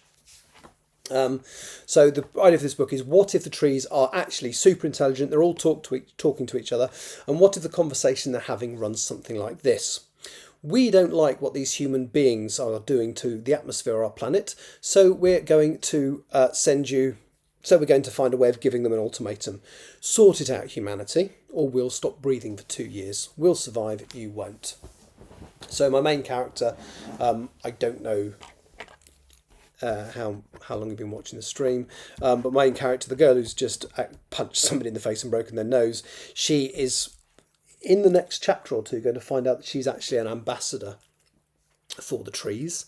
The reason she's protecting her friend is that her friend is a Yakunda, who is a potential designated survivor if the human race is wiped out by the trees.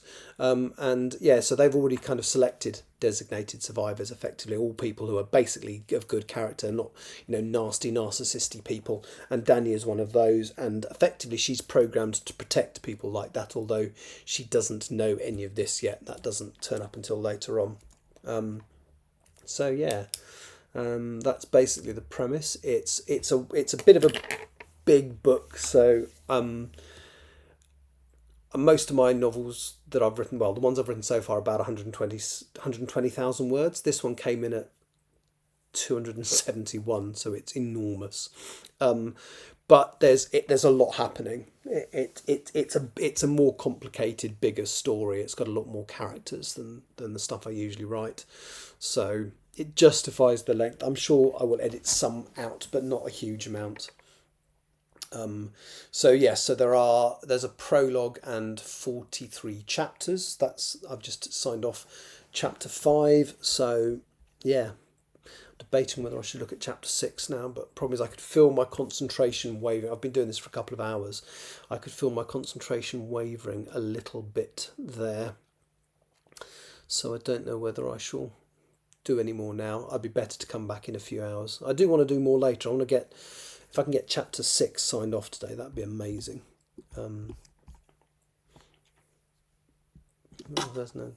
Post is called Mystic's Rest, and the novel's name is Project Wing. Okay, I mean, feel free to tell me the premise if you like. This one is designed to be a one-off, so although it's quite a long book, it ends with effectively the survivors of what the trees do to the planet carving out a new, much less complicated existence. And I kind of have no real interest in telling the story beyond that, because I don't want to do the normal, post-apocalyptic kind of human beings surviving story. We've all seen that kind of thing before, whether it was Day of the Triffids or Survivors or what was the zombie thing called? Whether it's that, I don't really want to tell that story. So this story, I mean, I have had some ideas of things that could happen after the apocalyptic disaster where the trees kill everybody, but I have no massive desire to tell that story. So yeah, this is designed to be a one-off. Is your you say your first fantasy novel, is it your first novel, or is it just the first one? Is it your first fantasy novel? Is it your first novel? Is what I was very clumsily trying to ask there. So I've written a moreish fantasy. So my other book, Still Life, the one that I think I've just finished, is also sort of, it's about an immortal artist who traps people in paintings. So it definitely has that kind of urban fantasy. So the premise of the book one is, after surviving mysterious car accident, Amy is determined to find the black angel she saw that night. Okay. That's quite, that doesn't sound too, because what I see with a lot of people who are trying to write a fantasy series is they explain the concept to me and it's like, what, and it's just so complicated, whereas actually sounds like yours is a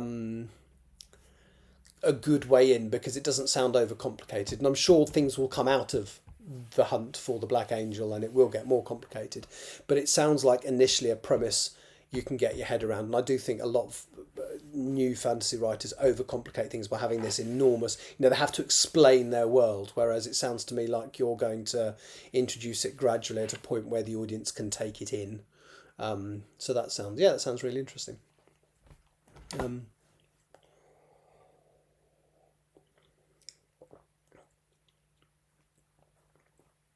Cool. Yeah, so that sounds urban fantasy. So I'm guessing it's set in the real, well, car crash. So sounds like it's at least initially real world, and I like that. I like a story that initially seems grounded in the real world, and then there are mystical and fantastical elements added to it. That's absolutely the approach I've done with Still Life, my novel about the immortal artist who traps people in paintings. 6-book series. Okay, that's interesting. And is that so? Do you know exactly what's going to happen in all 6 of those books? Because when I wrote Still Life, which is my sort of first foray into this sort of genre, it was meant to be a one-off, and then I loved writing the characters so much. So after I'd finished the first draft, I kind of realised I wanted to spend more time with these characters, and so whilst I was editing it, I kind of thought, well, I can't write a story for the sake of writing a story. There has to be a story I need to tell with these characters. But whilst I was editing Still Life, the broader story came to me, which meant I was able to insert elements into the later drafts of Still Life, which then made the continuation a little less strange. So, for example, there's a character in the second book which is going to be called Self-Portrait, that is so important it would have made 0 sense if they hadn't been in the first book as well, so I added them for now. So I'm interested why you've chosen 6 then. If you don't know how, as I say, when I wrote Still Life, it was meant to be a one-off. I've now extended it to being a trilogy, and I know what's going to happen. Ah, right. So you focus on. Okay, that makes sense.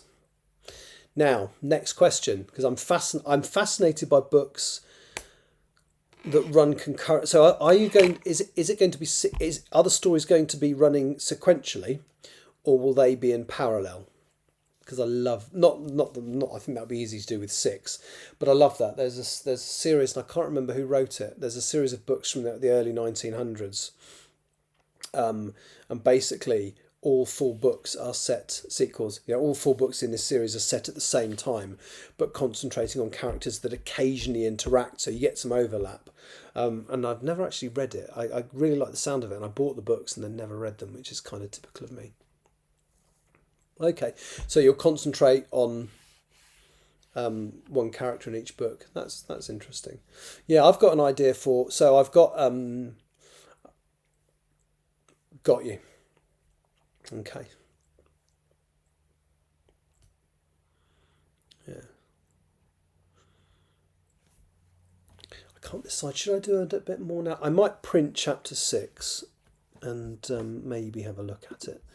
How long is it? Let's just drag chapter 5 into the completed. Do it. Yeah, I wasn't quite as sharp on that as I was on the first, but then it wouldn't hurt. Oh, it's another long one. Of course it is. Oh God, it's even longer. All right, hang on. Let me print it. Okay.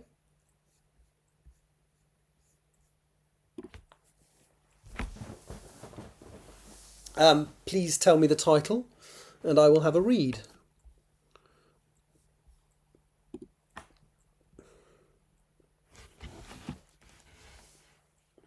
Contemporary romance, and that's not really my genre, but then the books that you can see, the other person in the chat is Bow Street Society, and she writes in a genre that normally doesn't really do it for me, but her books are superb. So let me just try and find that.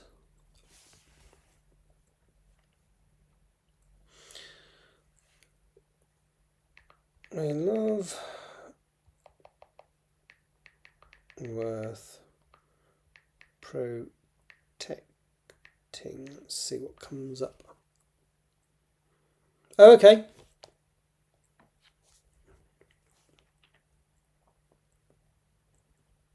I'm assuming that's it. Now, is it available? Is it? Oh, there is a paperback. As I said, I don't really do.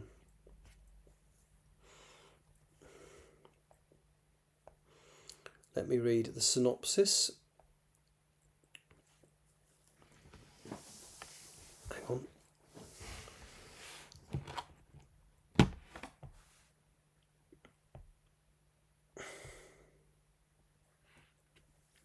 I might just try and get that up on my main computer because I can't.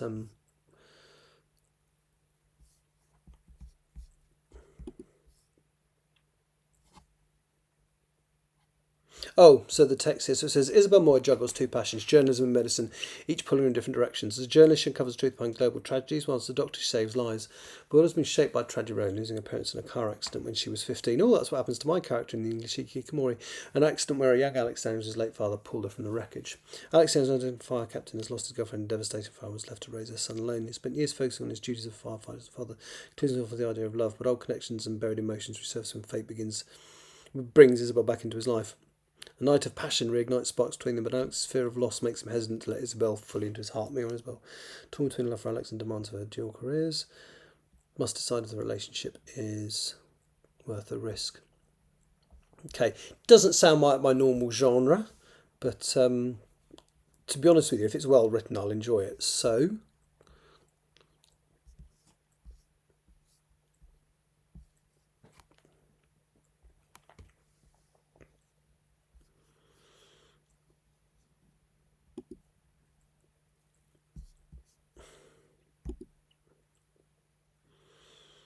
there we go.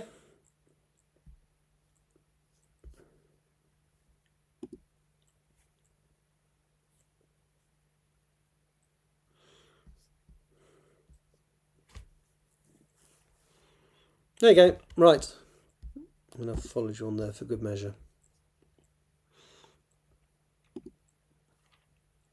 Cool. I will let you know. I've actually read a couple of interesting books from people that I've talked to on here.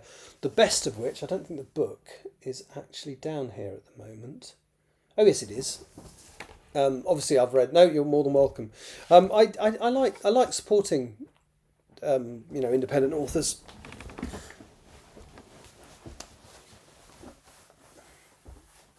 So, by way of doing my little bit, the best indie author book that I've read from someone who I met on here, the best indie author books that I've read generally are the Bow Street Society series by T.G. Campbell. I've already spoken about these. Sorry, Tani. Oh, bless you. Yeah, so let me just go on to full screen. So these, my favourite. I'm gonna just plug my friends' books whilst I'm here. So this is the 7th in a series of Victorian murder mysteries. They are excellent. This is quite a big chunky book. They're not all this big, but this one just had a lot had to happen in it. So this is the seventh book in the series. I absolutely recommend, and it's also available through Amazon or Kindle. I absolutely recommend The Case of the Curious Client, which is book one in this series by T.G. Campbell. It's absolutely excellent. So this is of all the indie authors I've read, these are by far the best. However, a very close second was somebody I met on here, and the best thing that I've met from someone I've read on here is this. It's it's called Principles, and it's also excellent. It's sort of set in a kind of it's a sort of Korean based country. It isn't actually Korea, but it's got Korean culture and stuff, and it's all about. It's basically a society where you've got very rich people and lots of poor people, and basically the only way a lot of these poor people can escape from that is to get into a reality TV competition and become the next K-pop superstar. And it's haunting, it's dystopian, and it's very, very good. And this is somebody I've spoken to on here. Don't see him on here very often now, but he's written a couple of other books, one of which I will try. But no, so of all the indie authors that I have read, I absolutely definitely try out The Case of the Curious Client by T.G. Campbell, but one of the Bow Street Society. But this Principles by Dinu Nib, which is Welsh for something like anonymous. So that's not it's a pseudonym, but this is cracking as well. And I'll soon be getting a Love Worth Protecting. So cool. Right, I think, did I just print out? I did, but I need to put printer paper in. So I'm just going to nip upstairs, refill my printer, and bring down chapter 6. Hang on.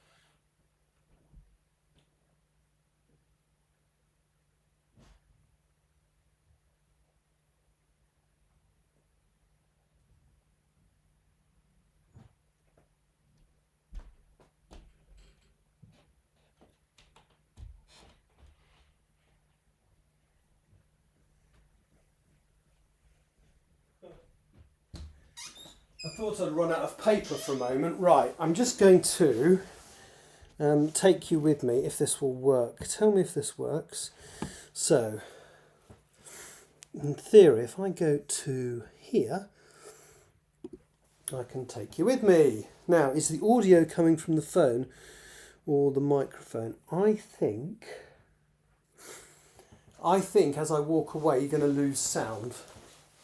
But do let me know. So I think, can you still hear me? Is the audio coming from the phone or? No, well.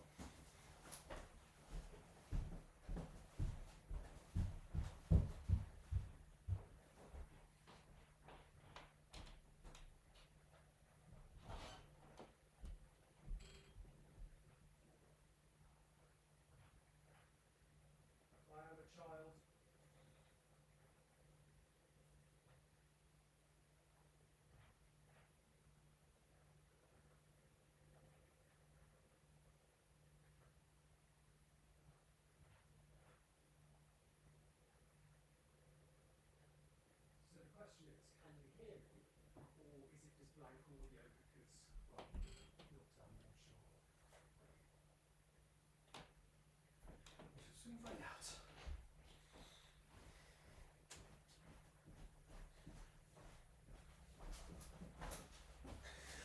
Yeah, that's what I worried about. That's what I assumed. So it looks like the microphone is yeah. So the microphone is from the computer, even though the phone comes with me. Yeah. So basically, it only picked up audio from downstairs. I had a feeling that might be the case. Never mind. Right. Let's go back to there. I wonder if... Yeah, that's because I came back to where the microphone is. Never mind. Worth knowing. So, chapter 6. Let's have a look. Chapter 6, Transformation. Let me just minimise that and get that up on the screen. I thought I'd run out of paper for a while, which would not have been good. Okay, chapter 6, Transformation. He's looking a bit peaky, dear. Ronnie was with Ursula in her kitchen, looking back at Danny, who was sprawled on the sofa, still a little worse for wear. He had too much to drink last night. Is he usually a boozer? Asked Ursula. No, replied Ronnie, hence the state he's in. She gestured to the prone form. Danny seemed to realise he was being talked about and stirred. Ursula looked at Ronnie and seemed to be thinking. Is everything all right, dear? She asked. No, not really, said Ronnie. How are you feeling today? Can we go out for a walk? Ursula smiled. Only if you can keep up with me. Ronnie faltered. Without Danny? Is that okay? Ursula smiled. Of course it is, dear. I trust him not to empty the house. Ursula walked through the hall. Is now okay? Yes, thank you, said Ronnie with relief. Danny, we're going for a walk. You can rest. And it says there, but that should actually say here, I think. You can rest here. Danny briefly opened his eyes and gave her a thumbs up. Once outside, Ursula sped off, and Ronnie almost had to run to keep up with her. So, what do you want to talk about, dear? Asked Ursula after a few minutes. Ronnie stopped. Sorry to dump this on you. I can't talk about it to Danny or my parents. Ursula stopped and walked back to her. That's fine, dear. Go ahead. There's something wrong with me. I've always been protective of Danny, but this morning I went too far after someone bullied him. Ursula stood thinking for a moment as though deciding what to say. What did you do? I punched a girl. Broke her nose. She was really nasty to him. Ursula considered her next words carefully. And it came out of nowhere. You planned to confront her, and then a rage took over. It was not a question. Exactly, exclaimed Ronnie with relief. How did you know? We are more similar than you realise, said Ursula with a raised eyebrow. Yes, the rage has taken me in the past, and I did things that seemed quite out of character to protect someone, just like you did. I married mine. Ronnie was almost in tears with relief. I was so worried that it sounded stupid, like I'm trying to push the blame away from myself. Are you going to get into trouble? Ronnie shook her head. I don't think so, but I suppose I won't know for sure until later. Ronnie paused. Is the rage normal? Ursula thought for a moment before speaking. For people for whom it is normal for, yes. Would that be a whom? People for whom it is normal for? Is that grammatically correct? Let me just go when to use whom. I have a feeling she would if she should.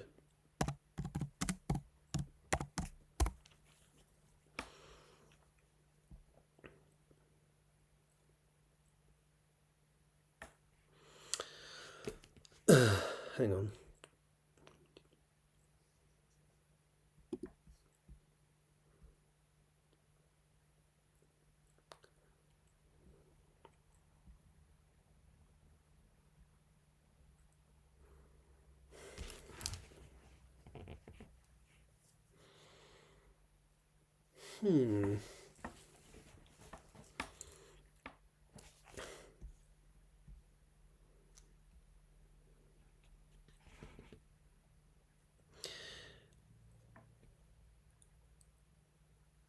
Oh, that's complicated.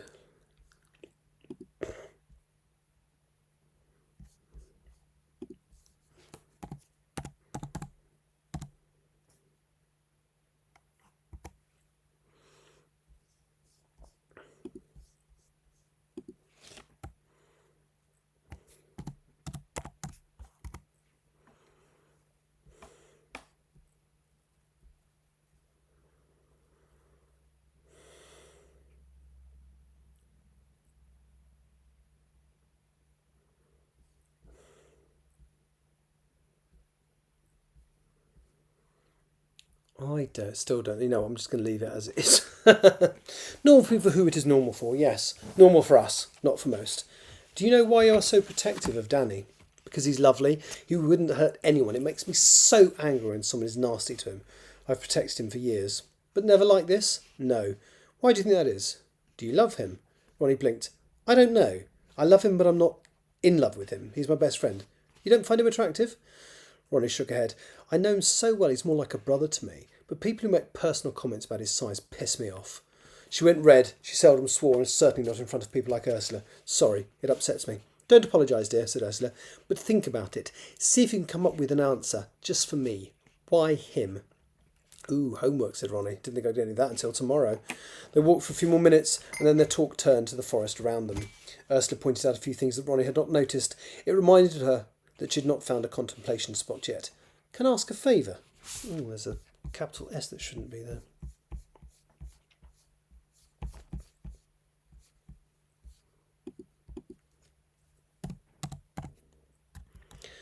Can I ask a favour, she asked. At home, I have an outdoor space, somewhere only I know about. I sit and think and draw. I used to go there almost every other day. I need to find somewhere like it, something like it here. Do you have any recommendations? Ursula's brow drew into a knot, and then she started walking. Follow me, dear. Good thing I've got my stick. The place that Ursula suggested was exactly what Ronnie had been hoping for. There was a large root system that pushed a few inches. That's badly worded.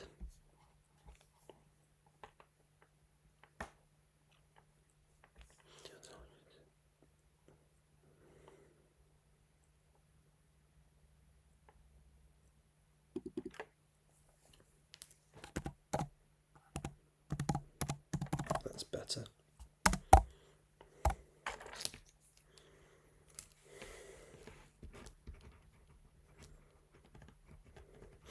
This is just exactly what we were hoping for. There was a large root system that protruded a few inches out of the soil that she could sit on, and it was let's lose the well. And it was sheltered from the rain by the forest canopy, with views down a hill. It was not the same as her refuge at home, but it met her criteria. There were no signs. No sign of other people, and plenty to draw. And it was not that far from Ursula's home. Let's lose the and.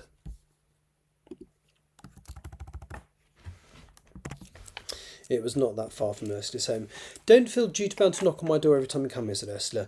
You would be more than welcome, but sometimes I hide away just for the peace and quiet, so I do understand. Sometimes I like to. Let's just reword that. Sometimes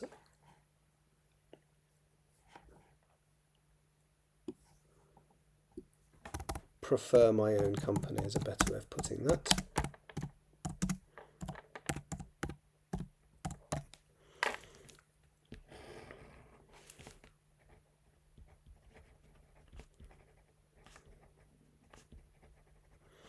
Don't feel duty-bound knocking on the door every time you come here, said Ursula. You would be more than welcome, but sometimes I prefer my own company, so I do understand. You do the same, asked Ronnie. Ursula gave a disarming smile and raised her eyebrows. Right, come on then, dear. I have more cake at home. That sounds amazing. Ursula stopped just as they walked into the front garden. Are you eating more than you used to, since the rage came on? Ronnie thought. My appetite has increased over the last few days. Yes, I assumed it was nerves from moving away from home. Probably, said Ursula. Ronnie walked ahead and opened the front door for the old lady. It's starting, Ursula said to herself under her breath before smiling and hurrying after Ronnie. The next day, Danny and Ronnie enrolled on their courses. They were pleased to find that, although they were studying for different degrees, some of the modules in the first semester were common to both, and they had 2 classes together. Erica was strangely quiet. Ronnie had been worried there would be consequences for actions, that we should be thrown off a course before she even started it, but Erica never made a complaint. The people around Ronnie initially treated her with awe and respect, but ultimately they realised she was not the sort of person that would regularly break the nose of one of her fellow pupils, so the matter passed into notoriety. Is that the right word?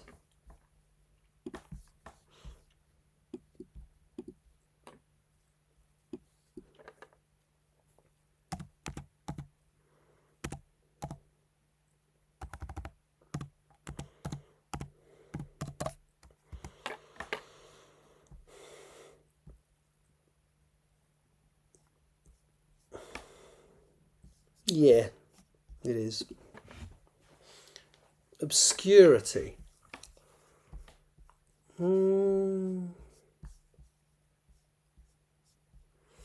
Is obscurity the right word as well? Let me have a look what it reckons to that. Because I think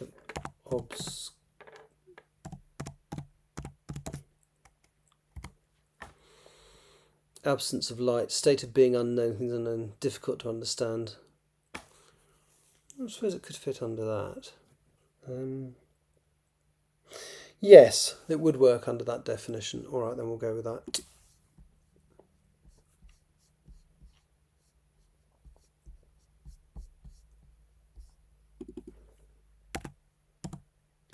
Thank you.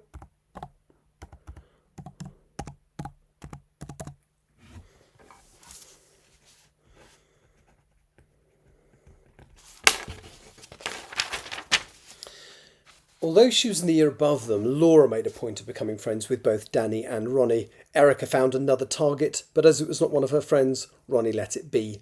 Some Halls residents found a few more of the posters that had been missed, but they removed them and gave them to Laura, who passed them to Ronnie, who added them to the pile she kept in the bottom of her drawer. Danny never saw them. Ronnie found herself unable to control her eating. She was not a comfort eater, but there was no avoiding it. She was putting on weight. She did not know why it was. Her first theory had been that it was nerves from worrying about the consequences of punching Erica. Once she'd stopped worrying about that, everything else seemed fine. Danny's natural good humour and helpful personality had won him friends amongst lots of other people on his course.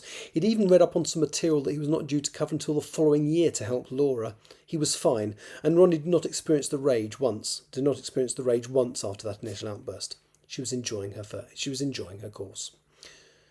A few weeks into the term, after she needed to buy new clothes, she stood before the mirror in her little room. She could see that she was fuller in the bust and the hips. She did not look fat. Most people would be very happy to look like she did, but she was not comfortable with the reflection that looked back at her. Her face seemed far too round. She had been permitted to repaint her room, so now the walls were brown and green, natural colours that she adored. It was her haven. The mirror was a new one that she had bought and put up in place of the one that had come with the room. She had gone into the forest and drawn her yew tree, then used the black and white line drawing as a first sketch for a larger picture. It was about a metre tall and 75 centimetres across, coloured in with pencils. The result was a stunning full-colour picture of the old tree, which was now in a frame. It dominated the wall behind her bed, surrounded by some of the smaller black and white drawings from her sanctuary at home, including the mushroom she had drawn over 2 years ago on her 16th birthday. She was happy, she was creative. Was it on her birthday? Or was it close to her birthday? It was the day of her birthday party. It wasn't her birthday. That's right.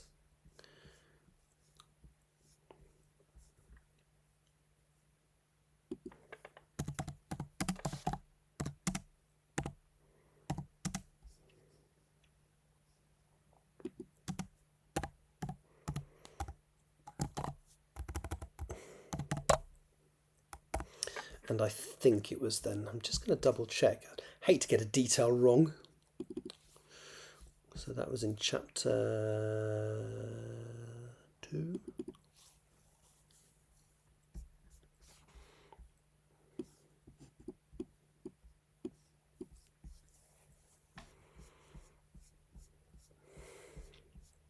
So you're sitting there doing the drawing. Yeah, I mean, that must be very complicated for you having 7 books. At least I'm only checking details within the same story. So this is the day she draws the mushroom.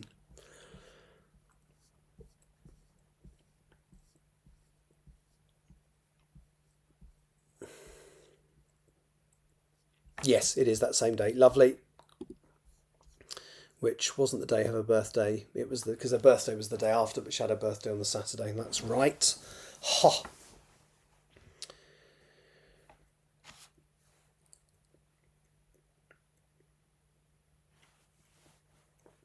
She was happy, she was creative. The room was lovely, but the image in the mirror before her was not a person she recognised. She did not understand why. She was doing more exercise than before. She cycled to her new hideout most days before classes, a 16-mile round trip. She still ran a few times a week. She rarely allowed Dana to take her anywhere in the car. Even when they visited Ursula, she would set off early by bike and he would drive and meet her there. But she also had the uncontrollable urge to eat. Ursula was not helping. She had always made sure she had a couple of cakes or biscuits to offer, but Ronnie felt that she was deliberately encouraging her to gain weight. On Sundays, Ursula always did the pair of them an elaborate roast dinner, followed by a very filling warm dessert. And even if it was just a flying visit, she always had a new cake or freshly baked shortbread. Ronnie was usually very good at saying no, but it was as if someone had switched off her ability to refuse anything sweet. She had even started putting sugar in her tea and coffee, which is something she used to detest. Walking away from the mirror, Ronnie knocked on Danny's door. "Come," he yelled. She walked in front to find him watching an episode of Buffy the Vampire Slayer. He paused on a picture of Cordelia Chase and pointed and laughed. "That's Erica."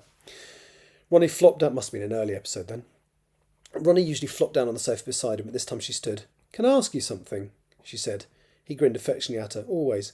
Do I look different?" Danny made a point of slowly looking her up and down and shook his head. "You look great." "Do I look fat?" Danny smirked, then shook his head. "I look fat. You don't." "So it's not obvious that I've put on weight?" Danny could see that she was worried, so decided to be straight with her. "A little, perhaps, but you look amazing." Ronnie shook her head. "I've had to buy new clothes. Stuff that has fitted me for years just doesn't anymore." Danny looked up at her. "I have noticed that you eat more now. And sugar. You used to tell me off the amount of sugar I put in my tea, and now you use more than I do." Ronnie sat down beside him. She looked a bit upset, so Danny hugged her, which made her cry. "I don't feel any different. I'm not any less fit. I can cycle for miles and my running hasn't got any slower despite there being more of me to carry around. But if someone offers me a biscuit, I can't say no." Danny frowned. "Literally?" he asked. "Literally," said Ronnie. "Right now, I don't want or need a biscuit. Have you got any?" Danny beamed. "Of course." "Offer me one." Danny stood and rummaged through a box on top of his fridge. He pulled out a pack of fig rolls. "You hate these. Would you like one?" Ronnie stared at the packet in his hands. She loathed them with a vengeance. She didn't like the fact the biscuit was soft or the texture of the fig inside. It was something she would never usually eat. "Do you mind?" "Of course not." "Thanks." She grabbed the packet from his hands and opened it, taking one of the biscuits out and putting it into her mouth. They tasted the same as they always did. Terrible. "Another?" asked Danny. "Thanks," she said. "Take a couple." "OK." Ronnie removed 2 more fig rolls from the pack and ate them. She grimaced as she chewed them and swallowed. "Can I have another?" "One more," said Danny. Ronnie took another and ate it. "Did you enjoy that?" Danny asked. "No," exclaimed Ronnie. "They're utterly horrible. But if you offer me them, I will eventually eat the whole pack." Danny put them back in his box and shut the lid. "Then I'm not going to offer you any more. And if any go missing, I know who to come for. If you said we should go to McDonald's now, I would say yes." Danny looked like he was about to speak, so she put her hand over his mouth. "Please don't." "Maybe go to a doctor," he suggested. Then he went pale. "Hey, you couldn't be..." He left the sentence hanging in the air. "Couldn't be what?" "You know." "I really don't." Danny went bright red. "Expecting?" he said in a high-pitched voice. Ronnie laughed. "It would have to be an immaculate conception if I were." "Well, you were getting on very well with that Chris from Fundamentals of Neuroscience."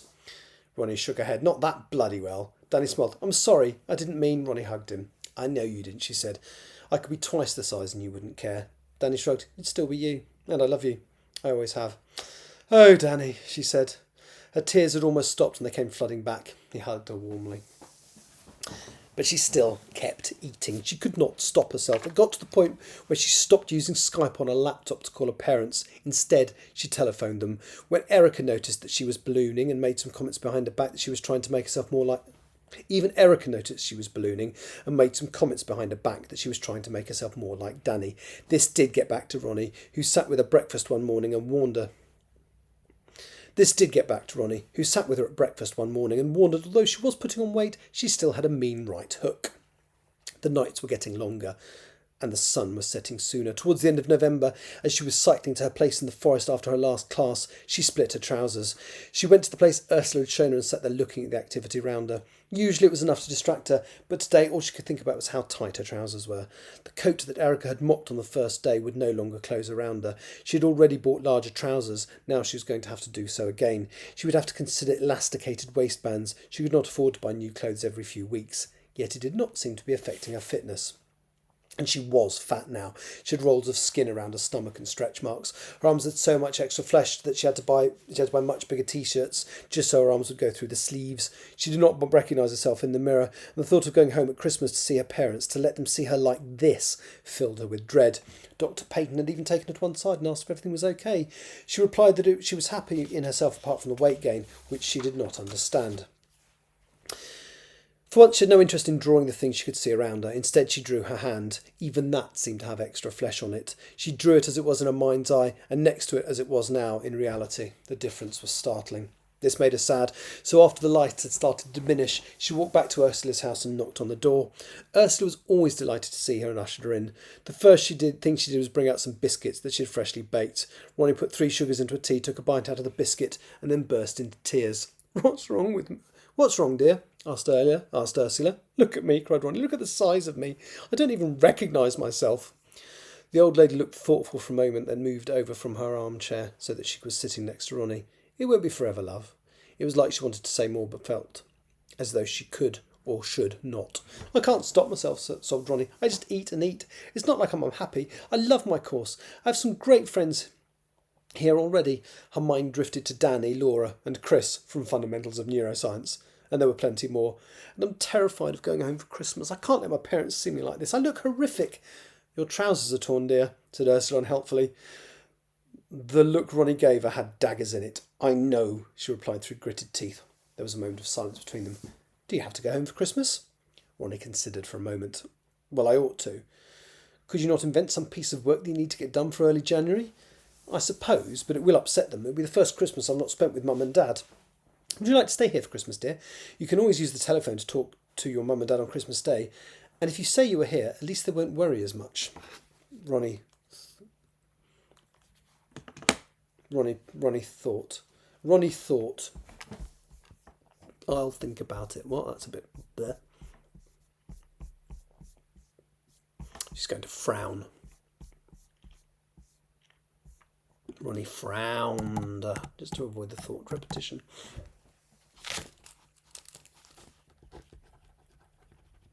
I'll think about it.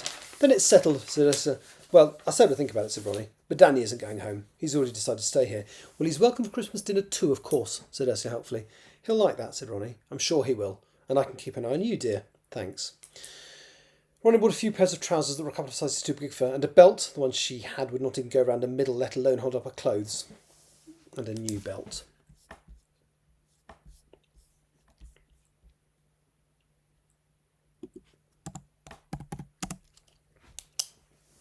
She told Danny that she was not going home for Christmas, but that they had an invitation for dinner from Ursula, which made his grin even broader. Christmas at the Huxleys had always been a fraught affair. His mum got drunk every time, and the meal was always made from frozen food.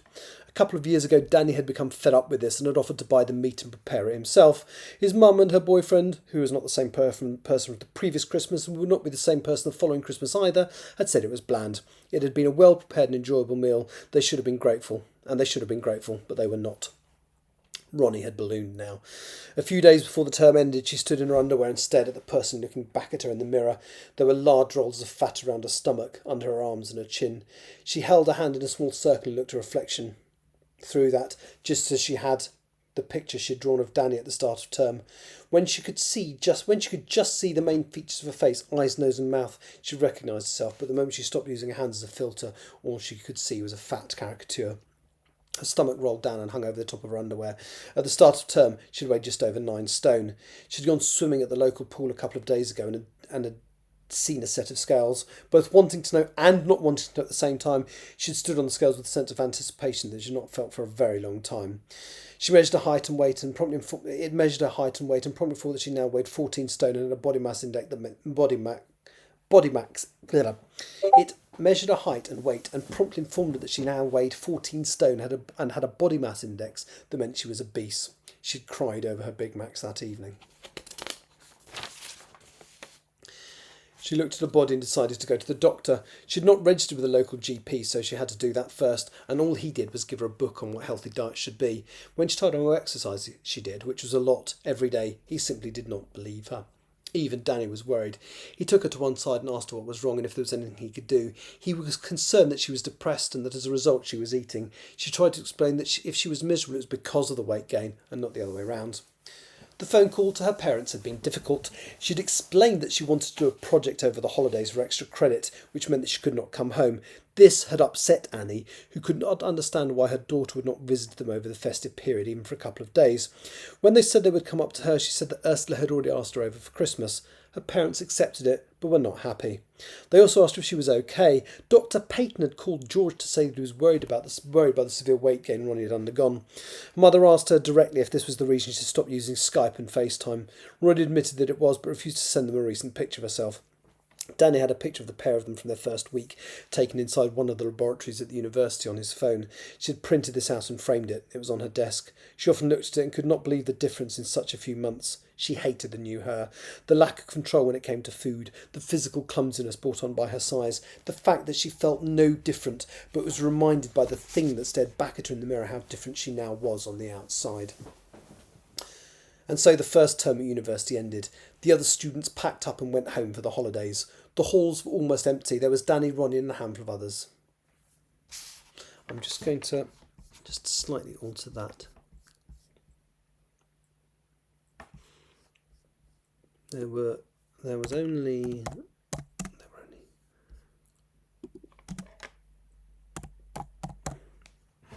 Danny, Ronnie and a handful of others left. There were only Danny, Ronnie. There were or was? There were only Danny. There was only Danny.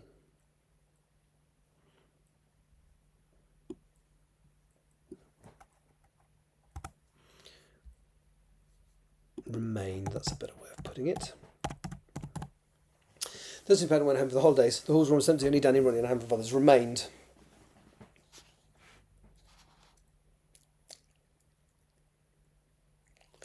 Danny was quite happy because one of the other people there was Laura. He had helped her a couple of times with assignments and now admitted to Ronnie that he had a bit of a crush on her. His friendship was the same as it had always been, but for Ronnie it was proof of how much she'd changed physically. Danny said he still liked her, that what she looked like on the outside meant nothing to him because he loved the person on the inside. He had always said that. The only difference was that now she did not believe him.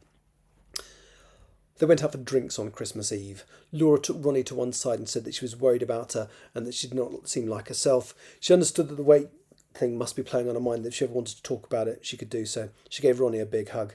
Her short hair, which had been various colours over the term, was now a bright Christmassy red. They went back to Mendel, and Danny, whose fridge was usually full of Coke, had a couple of bottles of Prosecco in there for the occasion. They clinked glasses at midnight and opened the gifts they'd bought each other. In his card to Ronnie, Danny had written that he loved her and hoped she would be happy again soon. They hugged after the first sips of the sparkling wine. Happy Christmas! Ursula welcomed them into her warm home. She'd tidied a space in the living room and put up a bright Christmas tree covered in tinsel and lights, as well as paper decorations and streamers. Instead of a cup of tea, she welcomed them with a glass of sherry and a mince pie, which was delicious. They were fresh out of the oven, the pastry was buttery and crumbly, and the filling was homemade. Danny had 3. Ronnie had 4. She decided on this one a day she would enjoy her food instead of regretting practically every mouthful. Is it still okay that if I phone my parents? Asked Ronnie. Of course it is, dear, said Ursula. And is it still okay if I don't phone mine? Asked Danny with a smile. Ursula took a moment to appreciate what he'd said and frowned, but Danny was enjoying every minute of his day. He loved the food and the company, and even sat down and watched the Queen's Christmas speech, something he had never done before. Ursula served her Christmas dinner as soon as this was done. She'd made so much food, but between Danny and Ronnie... That's a bit weirdly worded as well. Let's just change that. The 3 of them.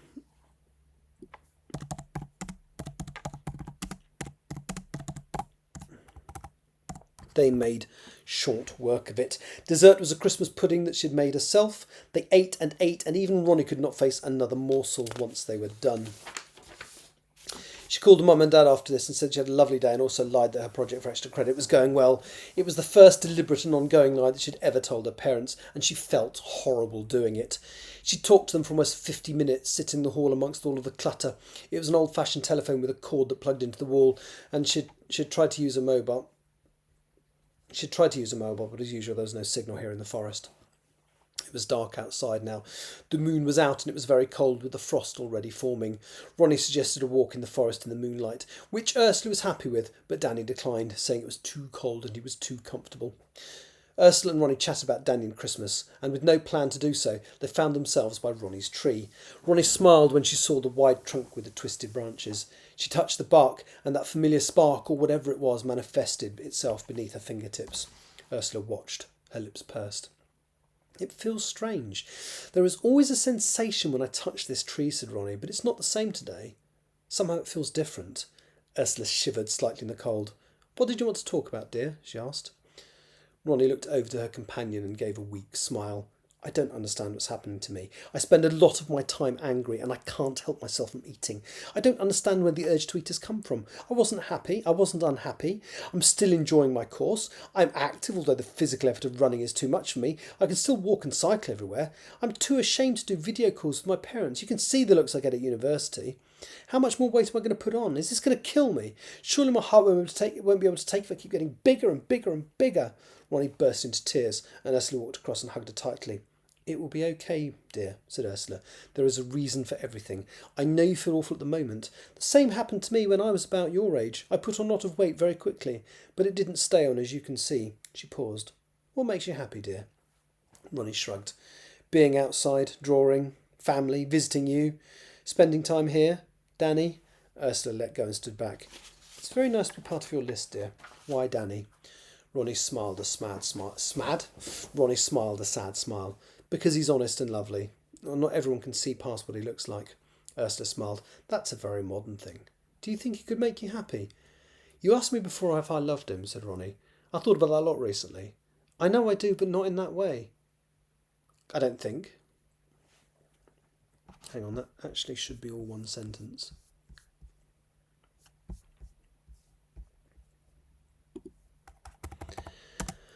I know I do, but not in that way, I don't think. But I'm less sure than I was. I can't decide if my feelings are distorted because of how miserable I am about being so bloody fat now.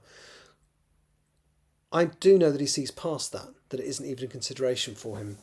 Nobody gets many chances at happiness, said Ursula. She closed her eyes for a moment as though trying to decide what to say. Not you, not me. And I sense that you have a purpose, a function in life. Once you discover what it is, I don't think you're going to have much time for anything other than that. So if something makes you happy now, you need to take it now. Crafty old cow, she knows exactly what's about to happen. Ronnie took a step back. What do you mean? Ursula shook her head.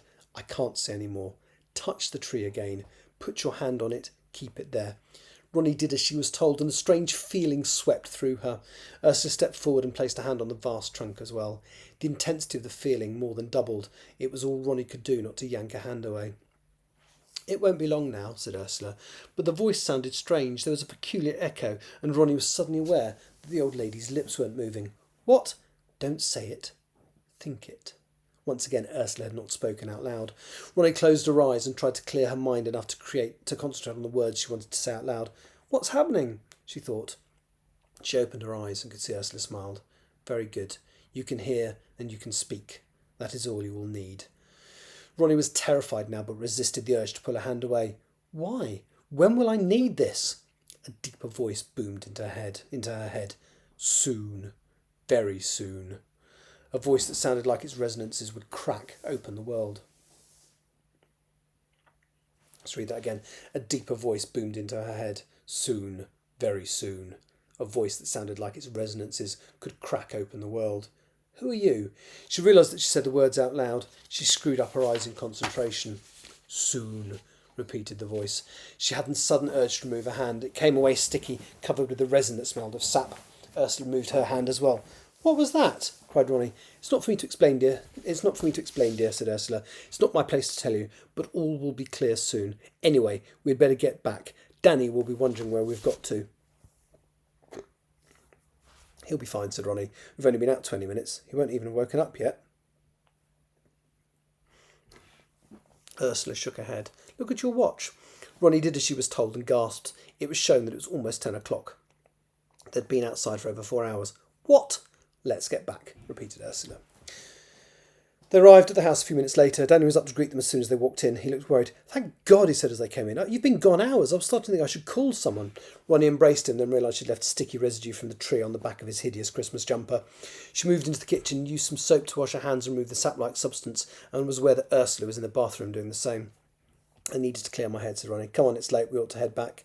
They said goodbye to Ursula and walked along the forest path to the car. Danny looked worried, and Ronnie was unusually quiet. "Are you sure you're okay?" he eventually asked as she unlocked the car. "I'm not sure about anything, to be honest," said Ronnie as she pulled on her seatbelt.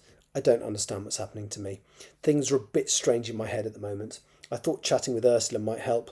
She deliberately neglected to tell him she'd taken a part in a very brief conversation with an ancient tree. "You must have talked a lot," said Danny. "Not as much as you'd imagine," was her terse reply. They drove the 8 miles in silence. Danny tried to start a conversation, but Ronnie gave short answers and fell back into contemplation. But as they arrived at Mendel, rather than go to her room, Ronnie followed Danny into his. "Can I sleep on your sofa tonight?" she asked. "I don't want to be by myself." Danny looked pained that she even had to ask. "Of course. I'm really tired, so I'm going to bed now, if that's okay." Ronnie nodded. "I'll go and get into my PJs." Ronnie stepped across the corridor into her room and changed into her nightclothes. New, of course, her old nightclothes were so small they would not physically fit around her now. She'd stuffed them into boxes under the bed, hoping that one day they would fit her again. She tied her dressing down around her pyjamas and went back to Danny's room. He was lying in bed with a light on, wearing a t-shirt. Ronnie sat down on the sofa and heaved her legs up onto it as well. "Why are you wearing a t-shirt? You don't normally wear one in bed." Danny looked embarrassed. "Well, you're in here." Ronnie rolled her eyes. "Danny, remember the first night when I changed the duvet cover because it was covered in vomit? You weren't wearing a t-shirt then. You weren't wearing anything. We've known each other for years. There's no need to be embarrassed about your body in front of me. Take it off." His face flushed. Danny removed the shirt, revealing his chubby chest. Ronnie stood up and kneeled in front of him. He drew the duvet up to his neck, but she pulled it down again. She leaned in and gave him a gentle kiss on his cheek. "Never, ever be embarrassed about who you are, Danny." She smiled and ruffled his hair. "You are the loveliest person I know, and you should not be ashamed of anything about yourself." She returned to the sofa. "I snore," he said. "So do I these days," was her reply. The next 5 days, those strange, sometimes seemingly useless days between Christmas and the New Year, passed slowly. Ronnie visited the forest and even looked at a tree a couple of times before going to her spot, but she did not call Ursula. She was suddenly a bit nervous of the old lady and slightly in denial about what had happened in the woods on Christmas Day. She also spent a lot more time thinking about Danny and what Ursula had said. "You have a purpose, a function in life. Once you discover what it is, I don't think you're going to have much time for anything other than that. So if something makes you happy now, you need to take it now." Danny mainly watched movies and TV shows, and then the day after Boxing Day had an argument with his mother, and as a result of that he cancelled his plans to go home for the New Year. Ronnie had no plans either, so the few of them that were left in Mendel decided to see her in the New Year at a pub. But when it came to New Year's Eve, Ronnie suddenly announced that she did not feel like going. Caught between being there for his friend and joining the others for a night out, Danny also reluctantly stayed in with Ronnie. She went out to the local shop and bought a couple of bottles of Cava and had a load of the snacks that she knew. Danny went out to the local shop and bought a couple of bottles of Cava and a load of the snacks that she knew Danny favoured. She put the wine in his fridge and then sat in her room for a few minutes, psyching herself up for what she was about to do. She knocked on Danny's door at 10:30. He was slumped on his sofa watching an episode of Star Trek The Next Generation. "Enter," he called. I don't know if you've noticed, but whenever he invites somebody into his room, he's being Captain Picard. He's a huge fan. Ronnie walked in with a bag of food and set it down. Danny could see a multi-pack of Monster Munch poking out from the top. He smiled. Ronnie sat down. "I'm sorry about tonight, Danny. I haven't been out to that pub since the opening night. It just has bad memories. Also," she swallowed, "also, I'm ashamed of what I look like." Danny shook his head. "You said to me on Christmas Day that there was no need for me to be ashamed of my body. You should not be ashamed of yours." He could see the tears forming in her eyes. "I'm sorry." "Don't be sorry," she cried and leaned into him. He put his arm round her and they sat there for a few minutes in silence. Finally she spoke. "The fact that I've ballooned. You don't care, do you?" Danny shook his head. "No. You still think I'm beautiful?" "Yeah." Ronnie closed her eyes for a moment. She was not sure if what was to do was a good idea, but she also knew Danny would never consciously hurt her. She stood up and took a couple of tea-like candles that she had brought with her and turned off the main light in the room. She went to the fridge and tried to open one of the bottles of Carver. The cork flew out as soon as she twisted off the wire cage, bouncing harmlessly off the wall and making them both jump. A small amount of the cold wine spilt over her hands. She poured it into 2 glasses she'd set on top of the fridge and lifted them both. Danny stood, took one from her. "Thank you for being you," she said, and clinked the glasses together. "Oh, what bit are you laughing at?" "Oh, this Picard reference. Sorry, I kind of only noticed that comment ages after you put it." "Thank you for being you," she said, and clinked the glasses together. They took a sip, and then she took the glass out of his hand and put them both back down on top of the fridge. She walked up to him, put her hands around the back of his head, and kissed him. Not like a friend would kiss a friend, but a much deeper, meaningful kiss. When she withdrew, he was shaking. I've put somewhat, and that somewhat doesn't need to be there.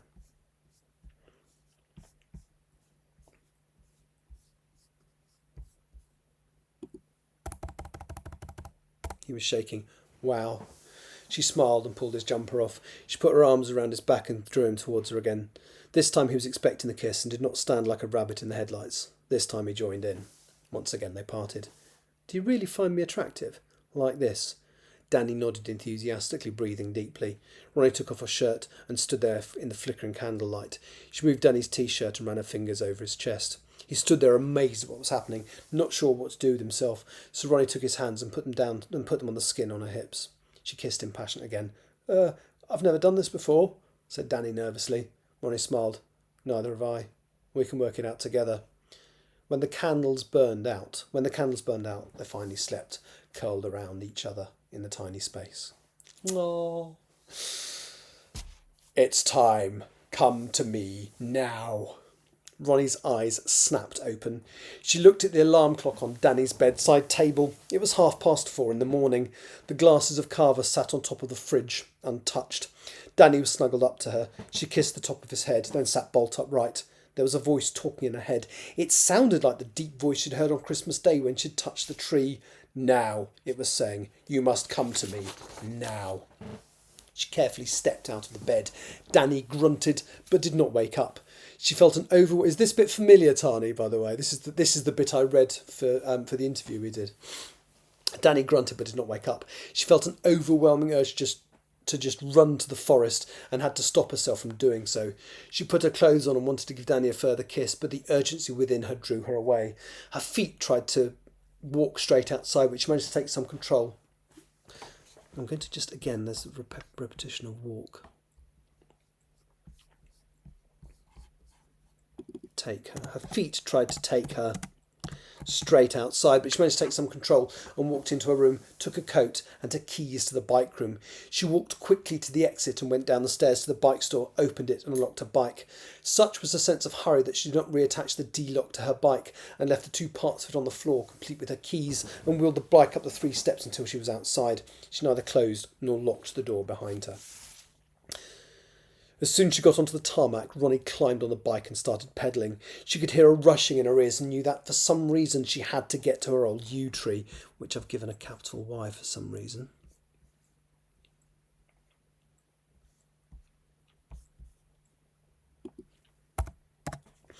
As quickly as possible, she pedalled as fast as she could, using the gears on the bike to her best advantage, riding faster than she ever had. She could feel that her legs were exhausted, and she pushed herself through the pain barrier as her muscles filled with lactic acid. She screamed as she forced herself and the bicycle up a short hill, then down the other side. She had never managed this journey so quickly as she did tonight. There was no traffic on the roads, which was a good thing, because she realised when she passed one of the rare street lamps that she had not put her lights on the bike and had been pedalling in the dark without them. She finally came to the turn for the car park and flung the bike into the undergrowth. She ran as fast as she could, her mind full of only one thought: getting to the tree. Finally, she made it and stood before the great yew in the moonlight. Tentatively, she touched the bark with her bare hands. The same as last time, the trunk seemed sticky beneath her fingers, and even though there had been no sign of sap or anything damp on the bark... The same as last time, the trunk seemed sticky beneath her fingers, even though there had been no sign of sap or anything damp on the bark. Ronnie stood there with both hands on the tree and suddenly felt foolish. The moment her hands touched the bark, the desire to be with her tree vanished completely, so she tried to pull her hands away, but they were stuck. Panicking, Panicking now, she screamed and tried violently to twist her hands away from the trunk, but all she managed to do was hurt her wrists. She looked at them and suddenly realised that they were not on the surface of the tree. They were inside it. The tree had absorbed her hands and was slowly dragging the rest of her body into itself. She screamed again. Ursula's house was not that far away, and it was a quiet night. "Ursula," she screamed. "Mrs. Baker, help me! Help!" Her frantic cries echoed through the night, but no help came. She looked down and saw that her arms had vanished almost to her elbows. She kicked at the tree, but that proved to be a mistake as her shoe became impossibly wedged into the trunk, and she found her leg was being sucked in as well. She kept screaming and calling for help as the tree started to absorb her. As the tree started to? No, it's already started to, so let's just change that.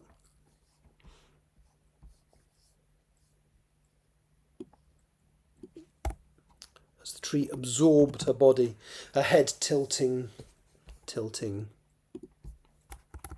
her head tilting back so it would be the last thing to vanish. As her body and lungs went into the tree and she found that she could not breathe, and as her body and lungs went into the tree, she found she could not breathe, and the screams became silent as there was no breath to affect them. Finally, with her eyes rolling in panic, the tree absorbed her head, and a hush fell over the forest. Yay!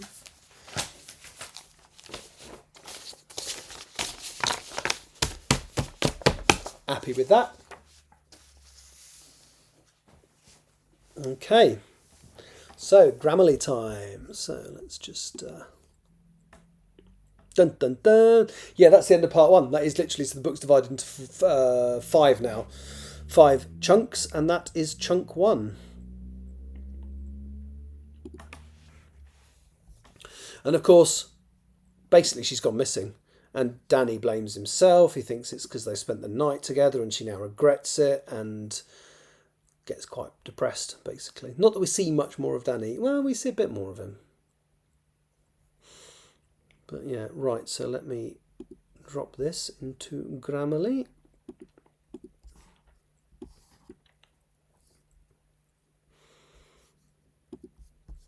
No, I'm going to stop after this. But I've done nearly 3 hours, so that's good. It'll be over 3 hours by the time I've done this. I might even... No, I should record the pod later, actually, rather than doing it as part of this. Right.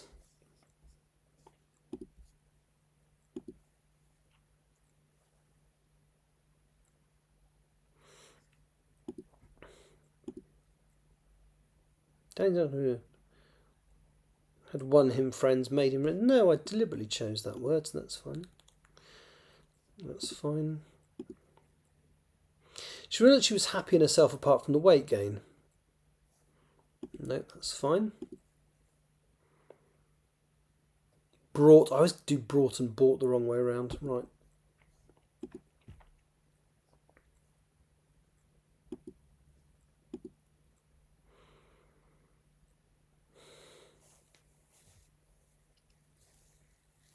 It's not a strange feeling, it's the strange feeling, because we've already established that she feels weird when she touches the tree, so that doesn't need to be changed.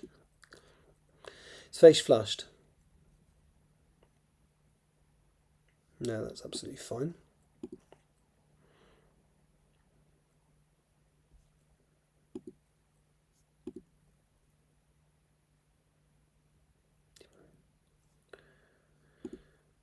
Well, that was bloody easy.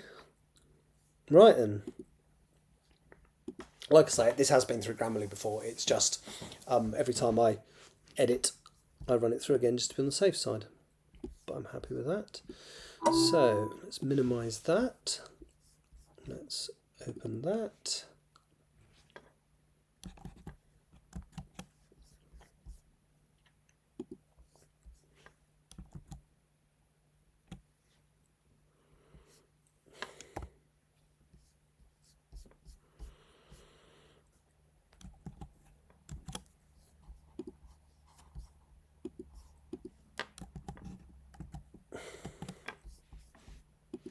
Format it correctly.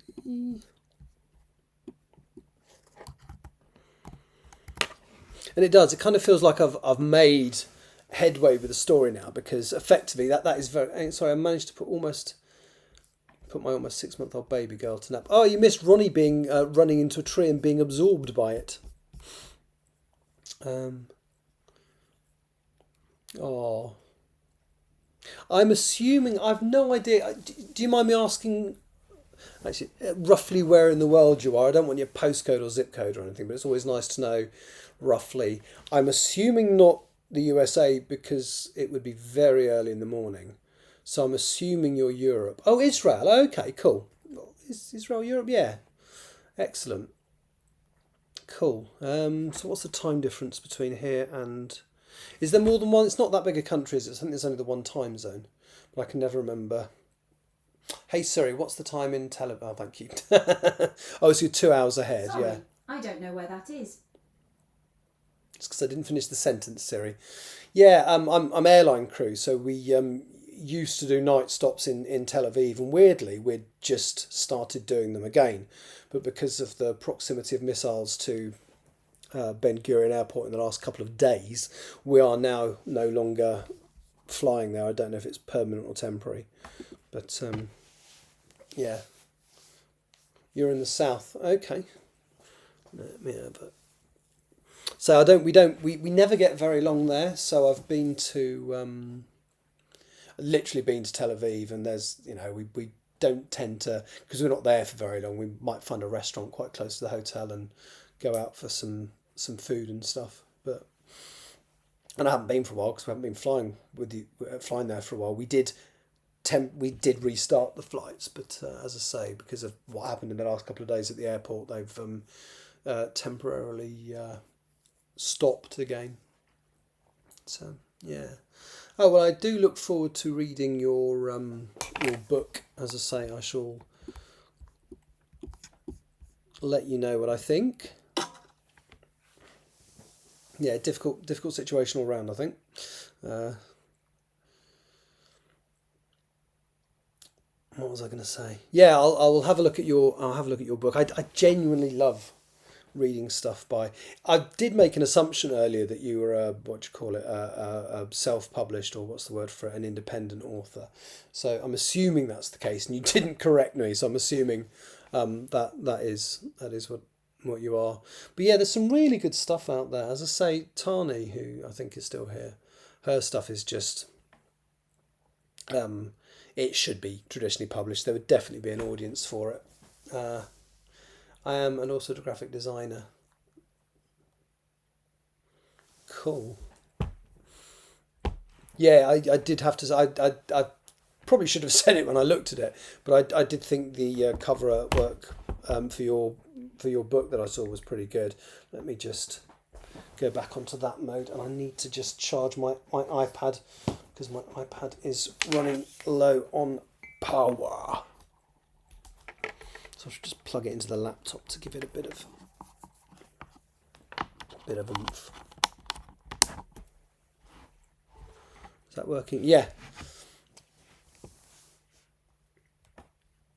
Ooh.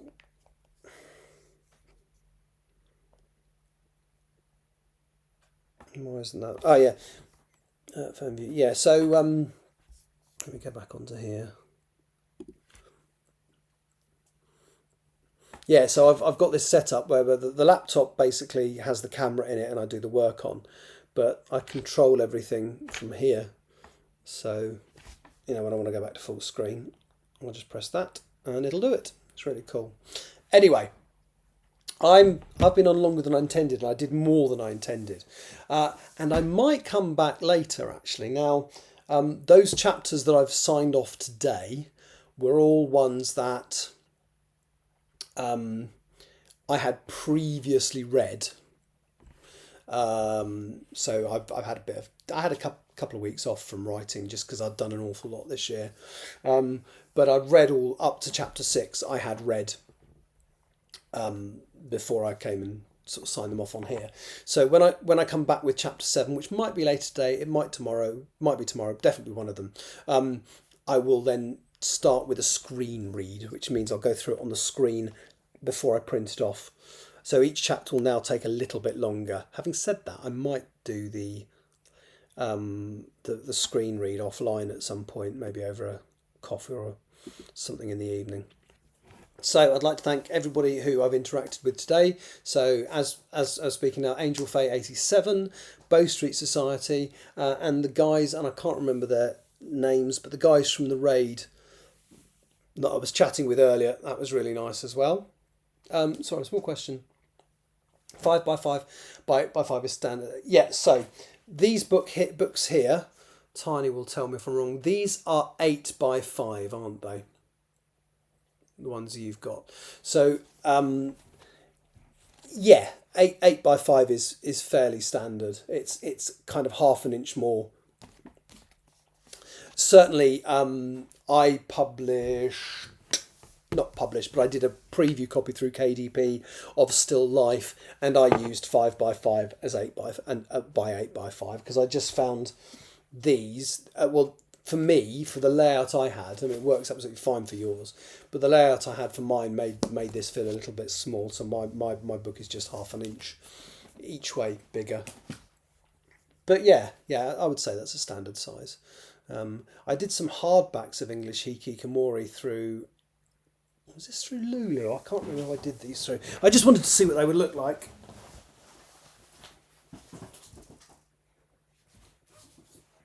And they're a bit bigger, I think, because I think hardback should be a little bit bigger than... Yeah, so my hardback that I've done looks like a 9x6 because it's about an inch bigger all the way around. But having said that, the layout inside it there's too much space in there, so I should have used a better template. But yeah, that's my first attempt at a book. And this is not for sale. I just did a mock-up for myself just to see what it would look like. And the cover is almost totally irrelevant to the story, apart from the fact there's... I'm going to see your hardback next time. Oh, just to see how... Yeah, well, I did a couple, actually. So I did that one, and then I did one that I utilised slightly more of the page, and therefore it was less pages. And I think that one looked slightly better, but it was... Yeah, so that's the... You can see the difference. So they're slightly thicker. That one is slightly thinner. And that one I think had a better page layout and came in at 290 pages. But yeah. But yeah, I'll bring them over. They're very nicely put together. They're very well put together. It feels nice and chunky. I went for, I think you can choose between a gloss and a matte finish. And weirdly, in a paperback, I like a gloss finish, and a hardback, I like a matte. Are those through KDP? No, these are through Lulu, I think. Let me just check. I might be wrong.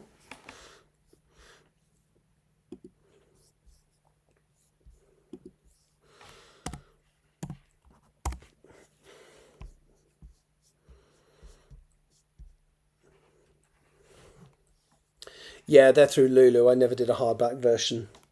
And I think it was mainly because the templates were already there. Yeah, that was through Lulu. But I'm going to...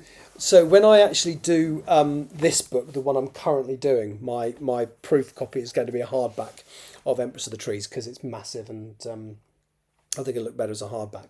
So that's what I'll do. So, and I will do that through KDP. So you can have a look at... I'll show you these anyway, but yeah, you can have a look at... I will show you what my KDP hardback looks like when I get that far. But that does look nice. It looks like a proper book. The formatting's nice. Yeah, I mean these I've used Lulu for personal projects. I've never tried to sell anything through there. So for example, I used to keep a diary, and every time I'd written enough to fill a book, I would publish it. It's not publishing, is it? Print it through Lulu to give myself a copy. But yeah, no, these are nice, and they look nice. And I could have made a bit more effort with the formatting. So as you can see, I haven't made any real effort with the chapter information. I've just made it in. I've done it in italics and stuff. But yeah, that copy actually looks nice. And as I say, it's nice. It is a well printed hardback cover. I've no idea if if the KDP version would be as good, but I will let you know, because as I said, I will do Empress of the Trees through KDP in hardback to see how it looks, and yeah, I will show you that when I've got it as well, but that's probably August by the time I do that in reality, unless I rattle through this quicker, and you never know, I might do. I've done effectively, so there's one prologue and 43 chapters, so in this, so 44 chapter units overall, and I've edited 7 already. My target for the end of the month is to get to 20. It's the 5th. That looks very achievable at the moment, especially as I'm not working until the 19th. So yes, I shall keep going. I shall do another chapter maybe later today, but if not, certainly tomorrow. Anyway, as I was saying, thank you very much to the 2 people that I'm interacting with that are watching now, and indeed I've got 6 viewers. Is it worth raiding out? Might be, mightn't it? Let me raid out to another. Let me see what other writers are on. Let's have a look. I've forgotten how to raid, so bear with me a moment. So following, and let's have a look.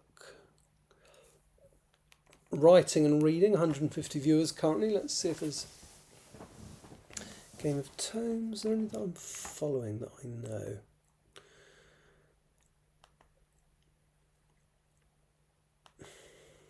Oh, there's me. I can't really raid myself though.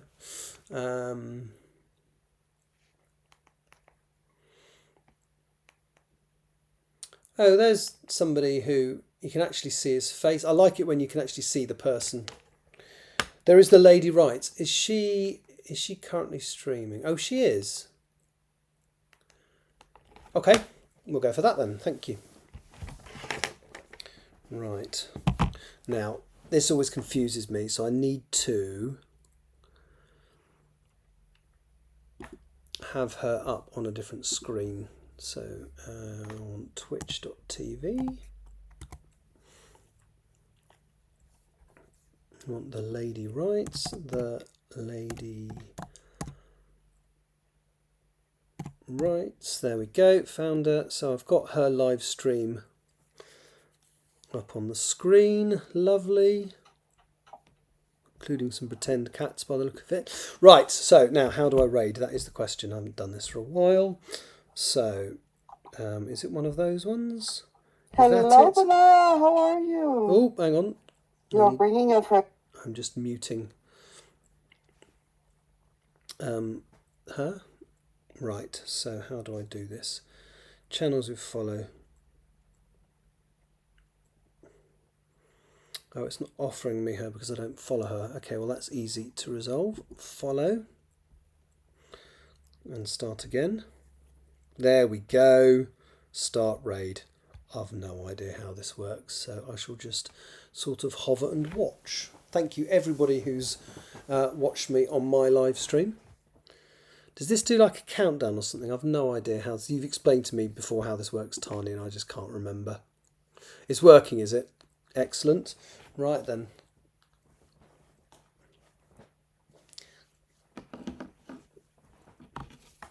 Okay. Oh, I'm not using the right button. There we go. That's why I can't see it. Once I can see that we're there, I shall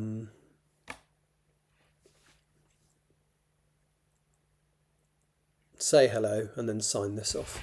Not that you'll see that because you'll have gone.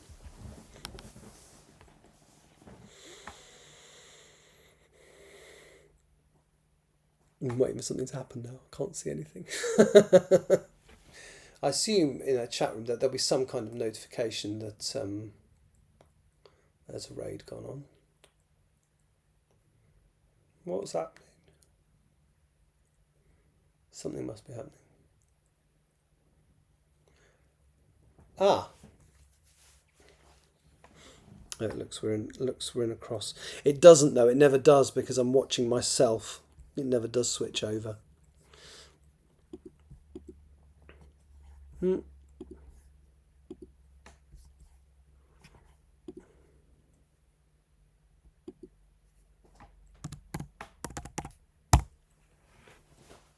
Right.